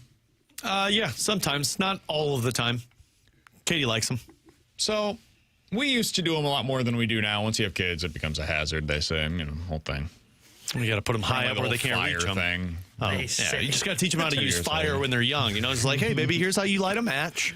The reason I ask is because if me and T-Bone came over to your place and you had these specific candles, I would walk out immediately. So apparently maybe I need to buy these then. Is selling a six-pack of candles. Wait, who? McDonald's. A six-pack of candles that smell like the Quarter Pounder ingredients. Ketchup, pickle, cheese, onion, and beef. Oh, yeah, I'm out. What are you supposed to do? Light all six so you have a Quarter Pounder? Yeah. That's disgusting. There is one smell that I don't like more than anything, and it's the smell of ketchup. Oh, dude, same. Yes. I don't know if ketchup has that much of a smell. Yes. I don't know if I've awful. It's awful. And then I hate looking at ketchup on plates when, our kids put their plates in the sink, and it's just ketchup that sits there for 24 hours, and it, just sticks like paste. Awful. I hate ketchup. Interesting. I don't even know if I knew that ketchup had a smell. Oh, it's awful. And I use ketchup for fries, put it on a burger. I like the smell. I don't like the smell like I light a candle, but when I'm cooking or eating, I like the smell of onions. I like the smell of pickles. Mustard, I'm impartial with. Beef, ew. But it's disgusting. Why would I want my house to I like it when I'm cooking and then that smell goes away. But why would I want my house to smell like this? That's why I hate in the winter when I have to if I've got burgers or something and you put them on a Foreman grill. Oh, my whole apartment just smells like it. And I'm walking around spraying Febreze all over the place. I don't like the smell of candles to try and get it to go away. Of cumin when I cook. Oh, really? I like using it in a lot of ingredients, but the smell of it, it smells dirty. Oh, yeah. See, I like cumin. I love using it. It's just when I cook I like the smell that of it. night, oh, man, my house just smells dirty. Interesting. It smells like a dirty body part that hasn't been washed in a month. Alongside Alex and T-Bone, I'm BK. It's BK and Ferrario here on 101 ESPN. In 15 minutes, we're going to get into Bet It or Forget It. But next, Eno Sarris. Full disclosure, we talked with Eno a little bit earlier this morning. He was able to join us. Couldn't do it during our show, so we pre-recorded with him. Asked him about the Cardinals pitching and why Eno Sarris thinks they might be a little better than the projections are giving them credit for. You're going to want to hear this answer. It's next with Eno Sarris here on 101 ESPN.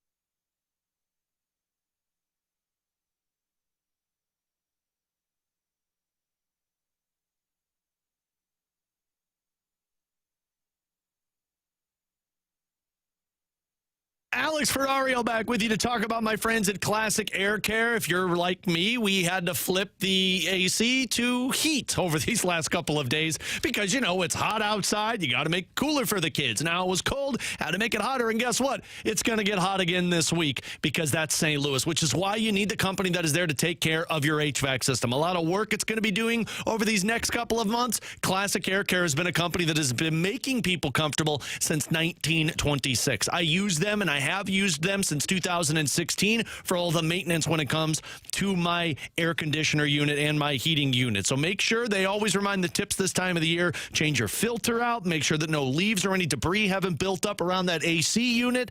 And make sure you professionally schedule that tune-up for your HVAC system before we get into the summertime. And I told you I've been using them since 2016, but check out their Google Plus. They have thousands of positive 5-star reviews like this one from Zach. Brady was great. Helped me understand why my filters weren't lasting long enough and getting clogged. Appreciated his knowledge. He walked me through all of my issues, and now I can avoid them for future problems. So call him today. Schedule online. That's Classic Air Care and classicaircare.com.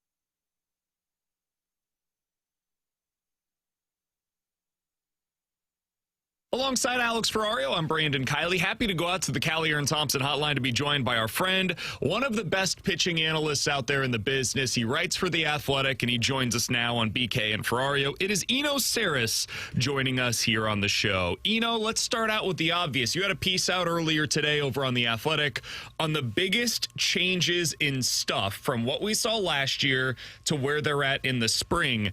And there was not one, not two, but three different Cardinals starters that made the top 9 on your list. What are we seeing here? What is changing for them that's pushed them up on your list of stuff? Yeah, for one, they're throwing harder. Matthew Liberatore this spring is clear of, sort of 94.5 with the four seam. And last year it was, it was only a little bit less, but is more like a 94-0. So he's throwing a little bit harder, but he's also, Liberatore's got a little bit more ride on his fastball. Just generally, I think he's tweaked some of his pitches. Now he's up to 6 pitches. And that's one of the reasons I love pitchers with a lot of pitches is they've shown the aptitude to shape a pitch. They've shown the aptitude to add a pitch. And so asking them to tweak one of their pitches is not asking for a whole lot.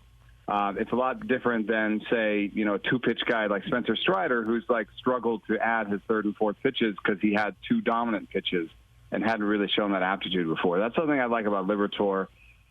Richard Fitz is just popping right now. It looks really good in the model. The Stuff Plus model, just all his shapes are really good. I don't know if it's going to lead to a lot of strikeouts, but the sweeper is really excellent for him. And who was the 3rd one again? Dustin May is the 3rd one that's improved. Dustin May, this is an interesting thing. So over the course of the last 2-3 years, his arm slot has been dropping, and he's been becoming more of a sideways pitcher, a sinker sweeper guy where everything moves sideways, and he's lost his ability to throw a good four seam, good cutter, good change. Everything's been sideways. And this spring, his arm angle has gone up a little bit, and he's throwing harder. I mean, he's back to 97 plus. He kind of looks like the Dustin May of old, the Ginger Guard days when, he had the big mop and, the crazy four-seamer and was striking guys out and getting ground balls. So if that really is back, and I love the body changes. I mean, this is the biggest he's ever been. So I think that could help him stay healthy. So if Dustin May has really refound what he once had, I mean, that would be really interesting. I'm curious, do you think this is like a Chaim Bloom thing? Is this something that's just individual to these 3 pitchers? What do you make of this, considering there's so many changes that have been incorporated into this Cardinals management staff over the last 6 months or so? We've come a long way since, Adam Wainwright was saying, we don't need any of those machines here, And, I point to that as a moment that's interesting because that's one of your leaders in the clubhouse kind of, saying that, we're not into this kind of, these numbers and, these analytics when it comes to pitching. We just want to, figure it out ourselves on the mound. And I think there's been just a gradual change underlying since then where there's been, more incorporation of the data, the analytics, the machines. And I think Chaim has been doing that kind of behind the scenes a little bit with some of his hires. I think it was kind of brilliant of them to bring him on a couple years before he became the number 1 guy, because he's been changing underlying processes. He's been changing things in player development. He's been working on, he's been hiring directors of pitching and pitching coaches in the minor leagues, and he's been working on those things. And so, this feels like just, the first year that he's fully in charge, but it's not when it comes to these kind of things. He's been working on these things for a while now, and I think this is kind of a culmination of some of that work. When you ask Cardinals fans about this rotation, I think some probably look at it and be like, it's a rebuild year. This is going to be pretty bad this season. But just hearing you talk about these 3 guys that have Stuff Plus and a couple of guys in their minor league system, what's the upside that you view of this rotation as a whole for this upcoming season? Yeah, I mean, if you use traditional projections and look at depth charts and such, you'll see the Cardinals have the 4th worst projection for the rotation. And I think that's a fair, overall view. I'm more rosy than that, though. Like you say, if you use projections that use Stuff Plus, it looks a little bit different. Most of these pitchers, ERAs start with 3s instead of 4s if you use Stuff Plus in your projections. Over at Fangraphs, there's a set of projections called Oopsie. And, yes, seriously. Stuff Plus and Oopsie, this is amazing. I love baseball. And in the Oopsie projections, there are guys that look better, and I think that, I would say that this will be more like the 20th or the 18th best rotation by the end of the season. which I think is fine. They'll find some new guys. Maybe Kyle Leahy sticks. Richard Fitz will get a long look this year, even if it's not out of the camp. And Hunter Dobbins is interesting. So they're gonna find 2 or 3 guys that are going to be stalwarts going forward. And I think that's what they're going to do in the lineup as well. This is a year for them to give everybody a full year, a full Nolan Gorman year, a full Victor Scott year, a full J.J. Weatherhold, full Burleson at first. They give everyone a full year and see where it comes. But the Cardinals are amazing because even when you look at this, you say, oh, this is kind of like a rebuilding year. They're always competitive. They never really, turn in 120 loss type seasons. Yeah, we certainly hope that's not the case this year. If it is, something has gone horribly awry. We're talking to Eno Sarris here on 101 ESPN. I did want to ask you about Dustin May. You mentioned he kind of looks like his former self. He's not an old man. I mean, he's still a relatively speaking young pitcher. I think he was the youngest starter available on the market this offseason. He only got a 1-year deal for the Cardinals. I am curious because everything seems to be pointing to, all right, hopefully you get a good year out of him. He gets to the trade deadline, you trade him elsewhere. Is there a scenario, where you could envision the Cardinals actually keeping him around for a little while if he does have a successful season and then he helps them through this retool, rebuild, whatever we're going to call it? Yeah, I mean, he's 28, and he has to know that when he hits the open market, even if he has a good year, all the questions about all the injuries that he had with the Dodgers, all those years, they're not going to go away.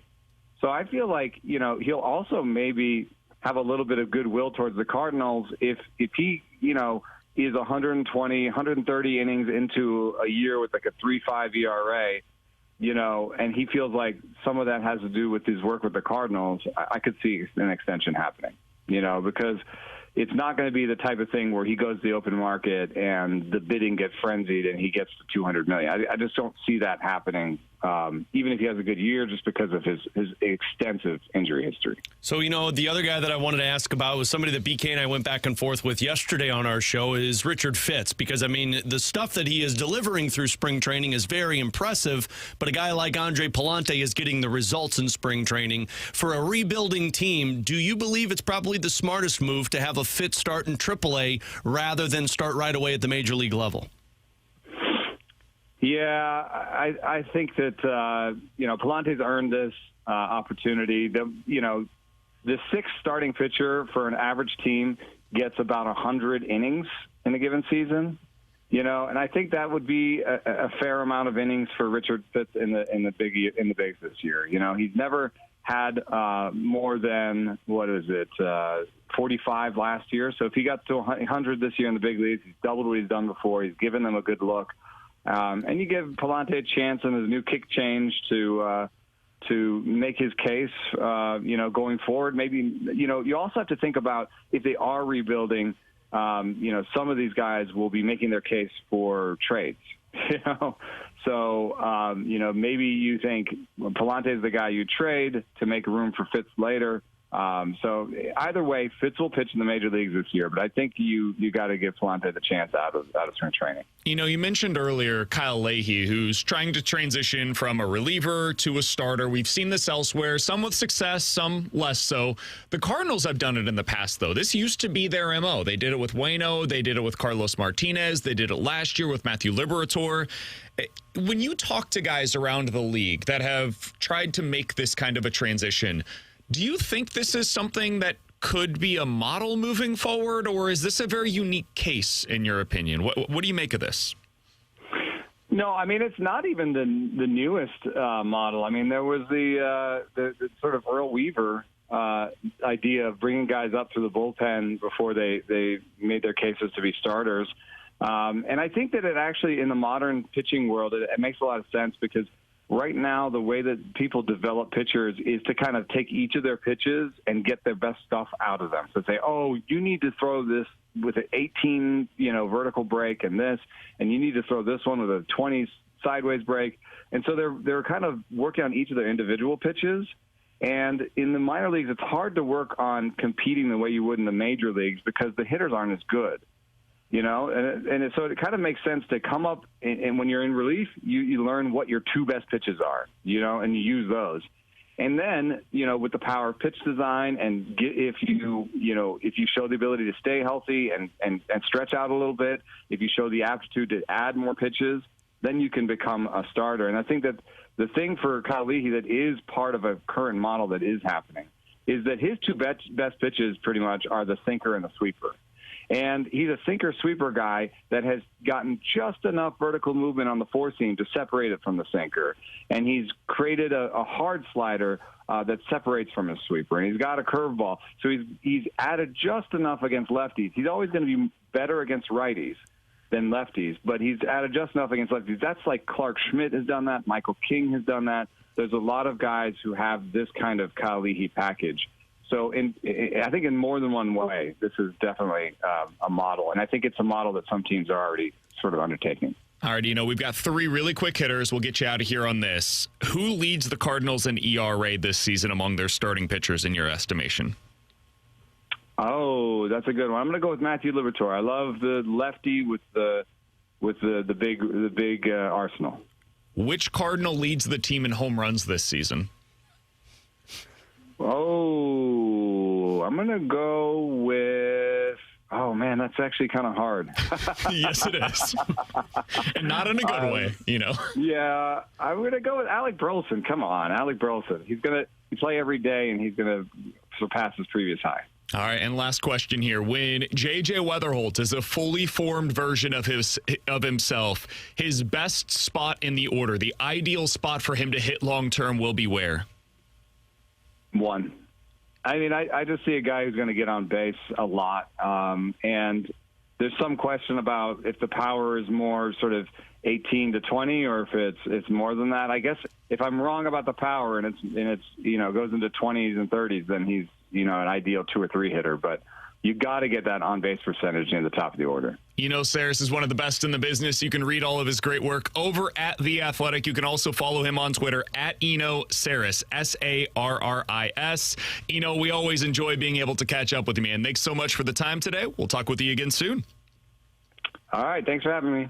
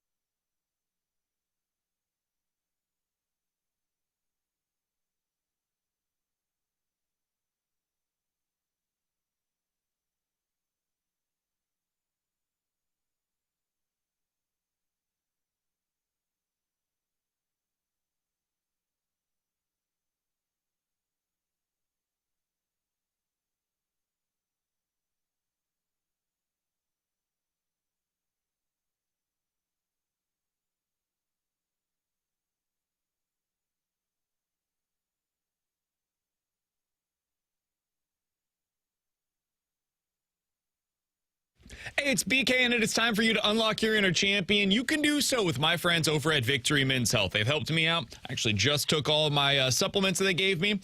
They can do the same thing for you, whether it's supplements, maybe it is vitamin infusions, or helping you out with erectile dysfunction, weight loss goals, low testosterone symptoms. Whatever the case is for you, they can help you unlock that inner champion today over at Victory Men's Health. They have 4 great locations across the St. Louis area, so it's going to be super convenient for you, regardless of where you live in the metro area. You can book them online today at victorymenshealth.com. When you get over there, it's a super easy process. Put in your name, email, phone number. Tell them BK with 101 ESPN sent you, and then tell them what it means for you to unlock your inner champion. When you walk through the doors at Victory Men's Health, you're going to walk in and it's going to feel like home because you walk in, they've got these beautiful leather couches. When you walk through the door, you get the vitamin infusions. You're sitting in what is effectively a leather couch. It's incredible. It's a great atmosphere. You're going to be able to unlock your inner champion at Victory Men's Health online at victorymenshealth.com.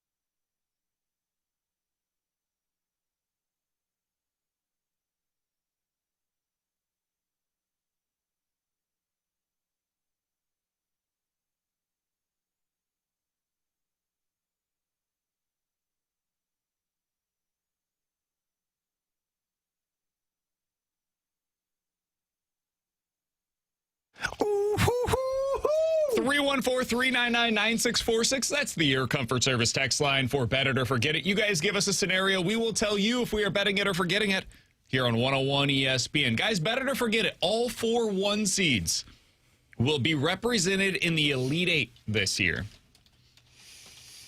I think I'm going to bet this one. I think I had all 4 1 seeds at the in the Elite Eight. I think I did too. Yeah, because I think the Final 4 was where I had Florida being knocked off because I had Illinois in there. Yeah, so it was Duke, Arizona, Michigan, and Illinois. So, yeah, bet it. I think I'm going to bet it as well. I had all 4 number 1 seeds in the Final 4. That's where I would say Rip forget that it, one up. because I have one that's not a 1 seed in the Final 4. But the Elite Eight, I just don't know that there's a 4 or a 5 that can knock them out. I like some of the 4 or 5s. Like, I really like that Wisconsin team. Arkansas is interesting. I think they'll make it close, but I don't think they can beat the 1s. Saw this yesterday. I think this is going to be a historic year. Each of the last 2 national title games have featured number 1 seeds. Both of the teams represented were number 1 seeds. There has never been a stretch, Alex, of 3 consecutive seasons in which the national title game featured 2 number 1 seeds. Wow. I think we will see that this year yet again, which would be the 3rd consecutive season. First time that we've ever seen that. And I think that would be very symbolic of where we're seeing college basketball go. Alex, what do you have for us today? All right, a fun one here. I think a lot of people are assuming Jordan Kyrou won't be on the Blues going into next season, so bet it or forget it. The Blues make the playoffs before Jordan Kyrou makes the playoffs. Ooh, that's an interesting one. I'll say forget it because I think a team trading for Kyrou would be doing so with the intention of making the playoffs next year. And they'd be sending futures, whether that's prospects, picks, whatever it may be, in return to the Blues. So I'll say forget it. I think I agree. I think I would say forget it as well. If you're trading for Kyrou, I don't think it's just think of the teams that had been connected to him, right? Mm-hmm. It's been Montreal Islanders. Was playoff, Islanders playoff. Was Buffalo in a little bit at one point? Buffalo, I think, in the offseason yeah, was. like Buffalo. Even Buffalo's now a playoff team. So, yeah, I would forget this. I think it's more likely that he will end up being in the playoffs before the Blues get back. Yeah, I'm forgetting this one as well. And my only hesitancy was what does their roster look like with the corresponding moves? But I think if Kyrou goes somewhere, it's going to a team that could be in the playoffs next year. Guys, you heard BK during an interview with Eno Sarris ask him who's going to lead the Cardinals in home runs, and his answer was Alec Burleson. Mm-hmm. Bet it or forget it. He hummed and hawed there for about 5 minutes first. I don't blame him. Bet it or forget it. The Cardinals' leading home run hitter will have at least 30 home runs this season. Oh, forget it. They may not get to 25. Whoa. Yours is Gorman.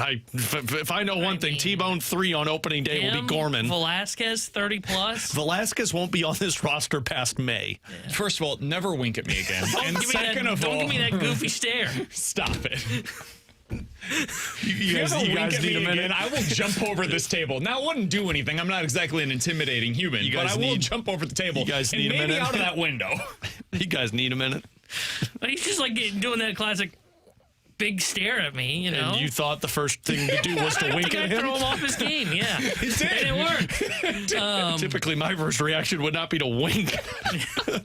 Would be, can you stop staring at him? This weird, seductive wink. I was like, yo, chill. Like, hey. I'm going to say bet it. Screw it. I'm going to say somebody hits 30 home runs this year for the Cardinals. I think it's either Herrera or Gorman, potentially, if he gets enough playing time. All right, 314-399-9646. That's the Air Comfort Service text line for Bet It or Forget It. From the 314, Bet It or Forget It, Team USA wins by at least 3 runs in the WBC game tonight. Is this because the spread's 2.5 or something? I was wondering. I'll say bet it. I think they're going to win. I think it's going to be like 6-3 is my kind of prediction. It's 1.5 is what the spread is. I think they're going to tag Rodriguez, maybe get 1 or 2 runs on the bullpen. So I think it's going to be like 6-3 is my prediction. I'll say forget it. I think it's a 2-run win for USA. I do not care about this. I hope that Team USA wins. I'm rooting for them. I do think it's a little unfair that they got an extra day of rest. Agreed. Well, Major League Baseball made the tournament. So. Yeah, and no matter what, they're always going to have an extra day. It's unfair that the bullpen is basically taxed for Venezuela. Yeah. Meanwhile, Team USA had the off day, which allows for Mason Miller to be ready to go for today. Because if it was back-to-back days, I'm going to guess he ain't playing tonight. No. So I do find that to be a bit unfair. That being said, yeah, I think they win, and it's partially because I think their bullpen's set up a little better than you Venezuela. heard it here first. BK wishes Venezuela will win because USA cheated. They're the only team I saw that made a bunch of roster reinforcement moves. I don't see that with Venezuela. Like, they've got 3 new guys in their bullpen that haven't even pitched yet. Like, Tim Hill's suddenly there. Well, now, again, it's Tim Hill, but they were able to add reinforcements. I didn't see anybody else do that. 314-399-9646 is the Air Comfort Service text line for Bet It or Forget It. From the 314, Bet It or Forget It, Michaelis and Sonny Gray will both have a better statistical season this year than any Cardinals starter. Forget it. Come on. Yeah, Michaelis is not going to have a good year with Washington. Yeah, you could convince me on Gray having a really good year. I am not there on Michaelis having a good year. Michaelis was signed for one reason and one reason only, to give innings to Washington. From Dirk Diggler's unit. Where's BK's? I always have to be really careful with that one. Bet it or forget it. The Cardinals will have a closer with at least 20 saves this year. I'll bet that one. That's almost a parlay because you're saying that closer will probably be saving games from the beginning to the end of the season, will stay healthy, and the Cardinals maybe are slightly better than we expect. So it's like a 3-leg parlay there. So I'll say forget it because any one of those could go awry and you don't end up getting at least 20 saves. For context, Ryan Helsley last year had 21. Okay, I'm forgetting it. I think I would forget it too. And the other thing too is, thanks for the context. You're welcome. 2 years ago, Helsley had 49. So yeah, and they weren't that good 2 years ago. I would forget it, and the reason for it is I think it's going to be pretty platooned between like 3 guys. I don't know if that's the right word, but 3 guys will be kind of rotating in and out of it to start the year. Then one will emerge, and then I wonder if when that guy emerges, we'll use O'Brien, for example. Let's just say O'Brien is just unbelievable this year, gone at the deadline. I would not hesitate to trade him or Swanson at the deadline if they end up being very good. 314-399-9646. That is the Air Comfort Service text line to get involved in the show. You can also check us out on YouTube at youtube.com/101ESPN STL. And if you did during that interview with Eno Sarris, you got to see me eat lunch. It was so not just you eat lunch. It was gross. I had to watch you take your mouthpiece out. I didn't know that we were on YouTube. Sick. I didn't realize that T-Bone would have it over. He literally does that every time we have a recorded interview. Think about it, and so I just sit in my down. Defense, I did yell in this room at one point. He wasn't in here, though. I know, but I did yell, Cam 5's going on. It's funny, you grabbed your book bag and walked out, and I didn't know Ryder was here. Home. I walked out to go to the bathroom, and Ryder goes, "Hey, man, is everything okay? What happened?" I go, "I don't know." I said, "BK just left." He goes, "What happened?" I said, we're disbanding. We got into a fight." He just put his book bag on his shoulder and ran. Who do you think is most likely to do that at the station? Not just our show, but at the station. To just like pack up and leave? Just one day, just be like, I'm out. I'm done. That's it. Is it T-Bone? Yeah. Yeah, I think so.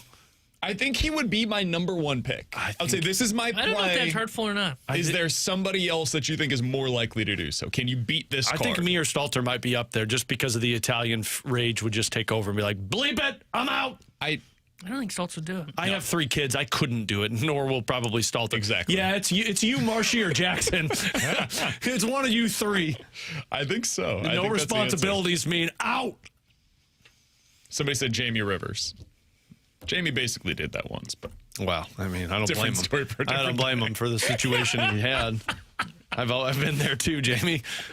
I don't have the other backup plans as you do, though. Now you get to work with BK every day. I get it. I would walk out too.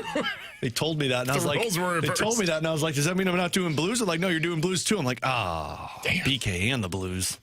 I'll take the blues instead. Coming up in 15 minutes, we'll get into the rewind, but next. This draft apparently is set up well for the Blues, even if they're not in the top 3 to 5. We'll talk about that next year on 101 ESPN.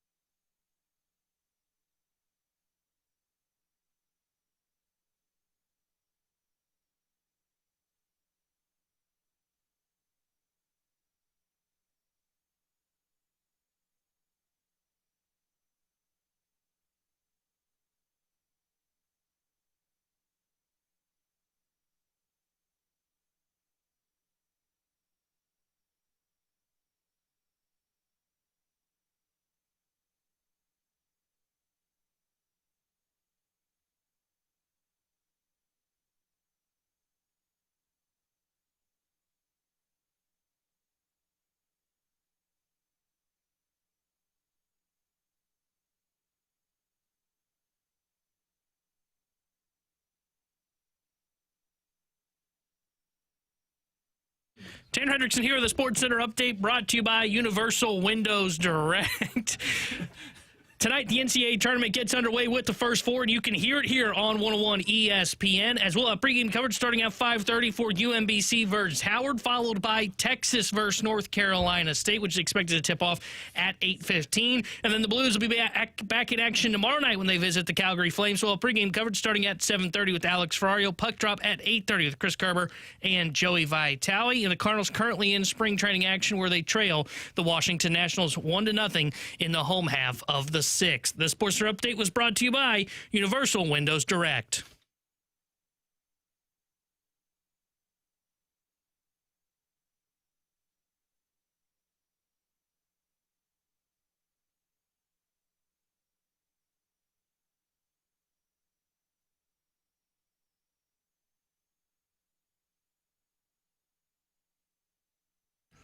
Alongside Alex and T-Bone, I'm BK. You got BK and Ferrario here on 101 ESPN. T-Bone, you good?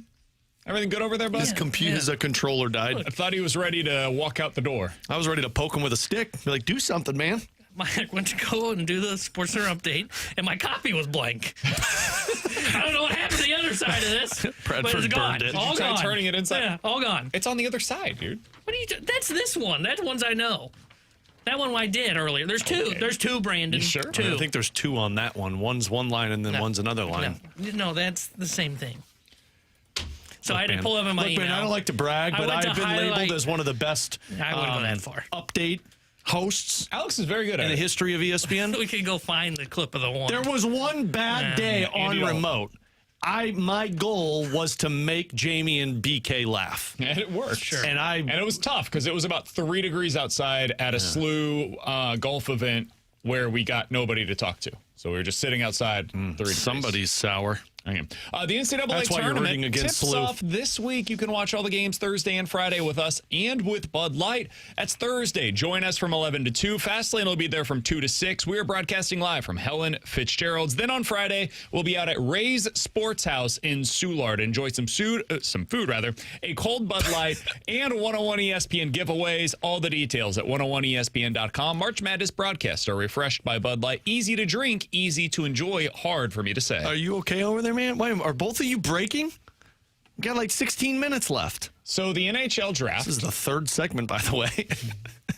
It's fine. It's Derrick Gould's fault still. Yep. NHL draft looks pretty good for the Blues, Alex. Earlier today, it was Scott Wheeler who released his latest rankings, and I like the way he does this. He does it with tiers. So tier 1 is just Gavin McKenna and Ivar Stenberg. Makes sense. Those are the two guys that we've been talking about. You come in, they could be a top line winger for you. But in tier 2, he has 10 different names. I believe it's 6 of them are defensemen and 3 of them are centers. The Blues have been linked to a lot of centers, Alex. Or excuse me, a lot of defensemen over the last number of months at this point in time. And center is always a need for every team across the NHL. Am I to believe then that, hey, as long as you're picking in the top 12, you're fine? Yeah, I mean, if you're going to go off of Scott Wheeler's tiers list, yes. And I want to pull up some reference points on this. So back in 2023's draft, that was the year that Dalibor Dvorsky was selected 10th overall. If you go back and look at the tier chart that Wheeler put together, Matvei Michkov, Adam Fantilli, Leo Carlson, and Will Smith were all in tier 2. And I mean, I'd say all 4 of those guys have turned out to be pretty great pieces for the teams that drafted them. You go back to 2021, you had Brant Clark, Kent Johnson, Matty Beniers, William Eklund, and Dylan Gunther all in tier 2. So tier 2 is still, at least from recent comparisons, still top of the lineup players. It's just not a sure thing. Meaning like Stenberg and McKenna are looked at as these guys will be, the floor for them is a top line forward, and then there's the potential of superstar status. But tier 2 has a lot of these players in it. I think the interesting part for this is you're still going to get a great player no matter what. And as we typically talk about in drafts, you go for the best player available. And I have to imagine the Blues are going to be doing that. But also in hockey, it feels like teams also look at where they're weakest in terms of their depth. And I think the 2 areas that the Blues would probably tell you they're most deficient is the center position and left-handed defenseman. And there's not a whole lot of those guys Malhotra and Ty Lawrence are the two players that are viewed as centers in that second tier. And then there's one left-handed defenseman, or two of them, I think. One's a European player, and then another one's last name is Cameron Carell. So those are two pieces that you'd look at. But, yeah, I think this is what we talked about. Like, if you don't get the first or the second pick, which you really have to just hope the lottery takes care of you in that front, you're still going to be getting the potential of a top-line player, whether it's a forward or defenseman, as long as you don't fall out of the top 12. It's why, ideally, you get in the top 2. And yes. That's why the odds matter for you, and you would like the best odds possible to get into the top 2. But if that's not realistic, and, man, Vancouver's doing a really good job of tanking this year. I mean, they've done an excellent job. They're going to have a 25% chance of getting it. Yeah. So that's number one. The second pick is, I mean, it's going to be tough for the Blues to get there. They're 5 points now ahead of Calgary. You're just playing the odds game, and it's between you, the Rangers, and maybe Chicago, depending on how things go for them down the stretch, at the third best odds. And they've really struggled. Yeah, and they have not played well. They've won 3 of their last 10. Yeah. Calgary's won 2 of their last 10. So while you've been hot, they have not. Nice. This is where we're at. Yeah. I've always said this. Even when they went on that hot streak, you're not going to fall out, in my opinion, lower than the 8th spot, because I think once you get into that 8th record, you're talking about the Devils, the Sharks, the Kings, the Kraken, who all believe they can still push for a playoff spot. So you're going to fall somewhere between 4 and 8, and you're going to hope that the draft lottery helps you out. And if it doesn't, you're still getting a really good player. Now, it might be a player you're going to have to wait at least a year to see. Like McKenna and Stenberg are on the NHL roster next year. You might have to wait a year for the guy that I'm really keeping an eye on, because I know how deficient they are. The center position is this Caleb Malhotra. He's playing for the same team that Adam Jiricek is playing for. He's put up a ton of points right now. He's viewed as the potential of a number 1 center.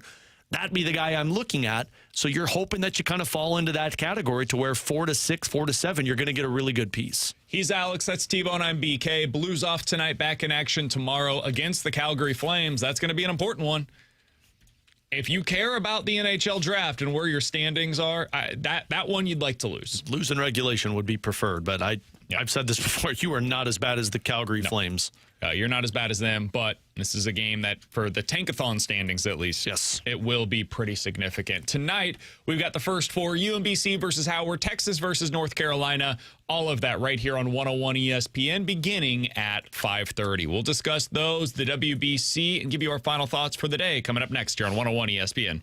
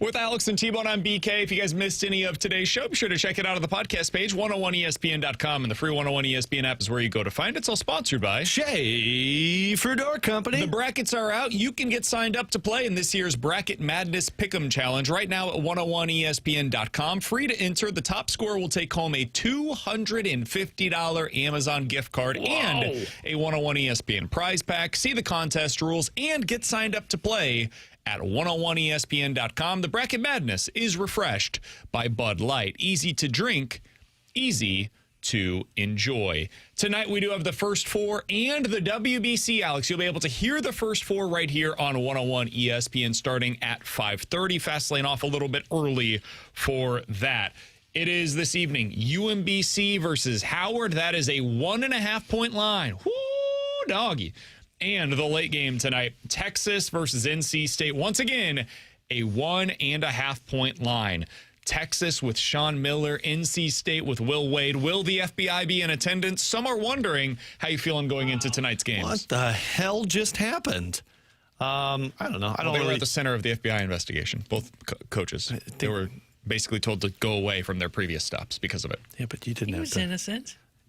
No, the rules just changed. We don't have to bring in that side of it. I can't hope he was early. Strong ass offer. That was the whole Will Wade thing. Well, He was told to go away from LSU, got the opportunity at McNeese, did really well there, and then said, all right, guys, I'm leaving. If you want to come with me, if you're good enough, I will take you to the NC State with me. Didn't Lane Kiffin say that? More or less. yeah. Okay, I don't see the FBI Wait coming up until the you're- LSU games All right right, now. do you guys have a prediction? No, I don't have any prediction. I think NC State will beat Texas. I agree. I don't like the Texas team. I don't like most of the SEC teams, to be frank, in the tournament. I'll take UMBC. I know that college, so I'll take them in the 16 versus 16. Don't like SEC teams in the tournament. Proceeds to take an SEC team to get to the Final Four. Touche.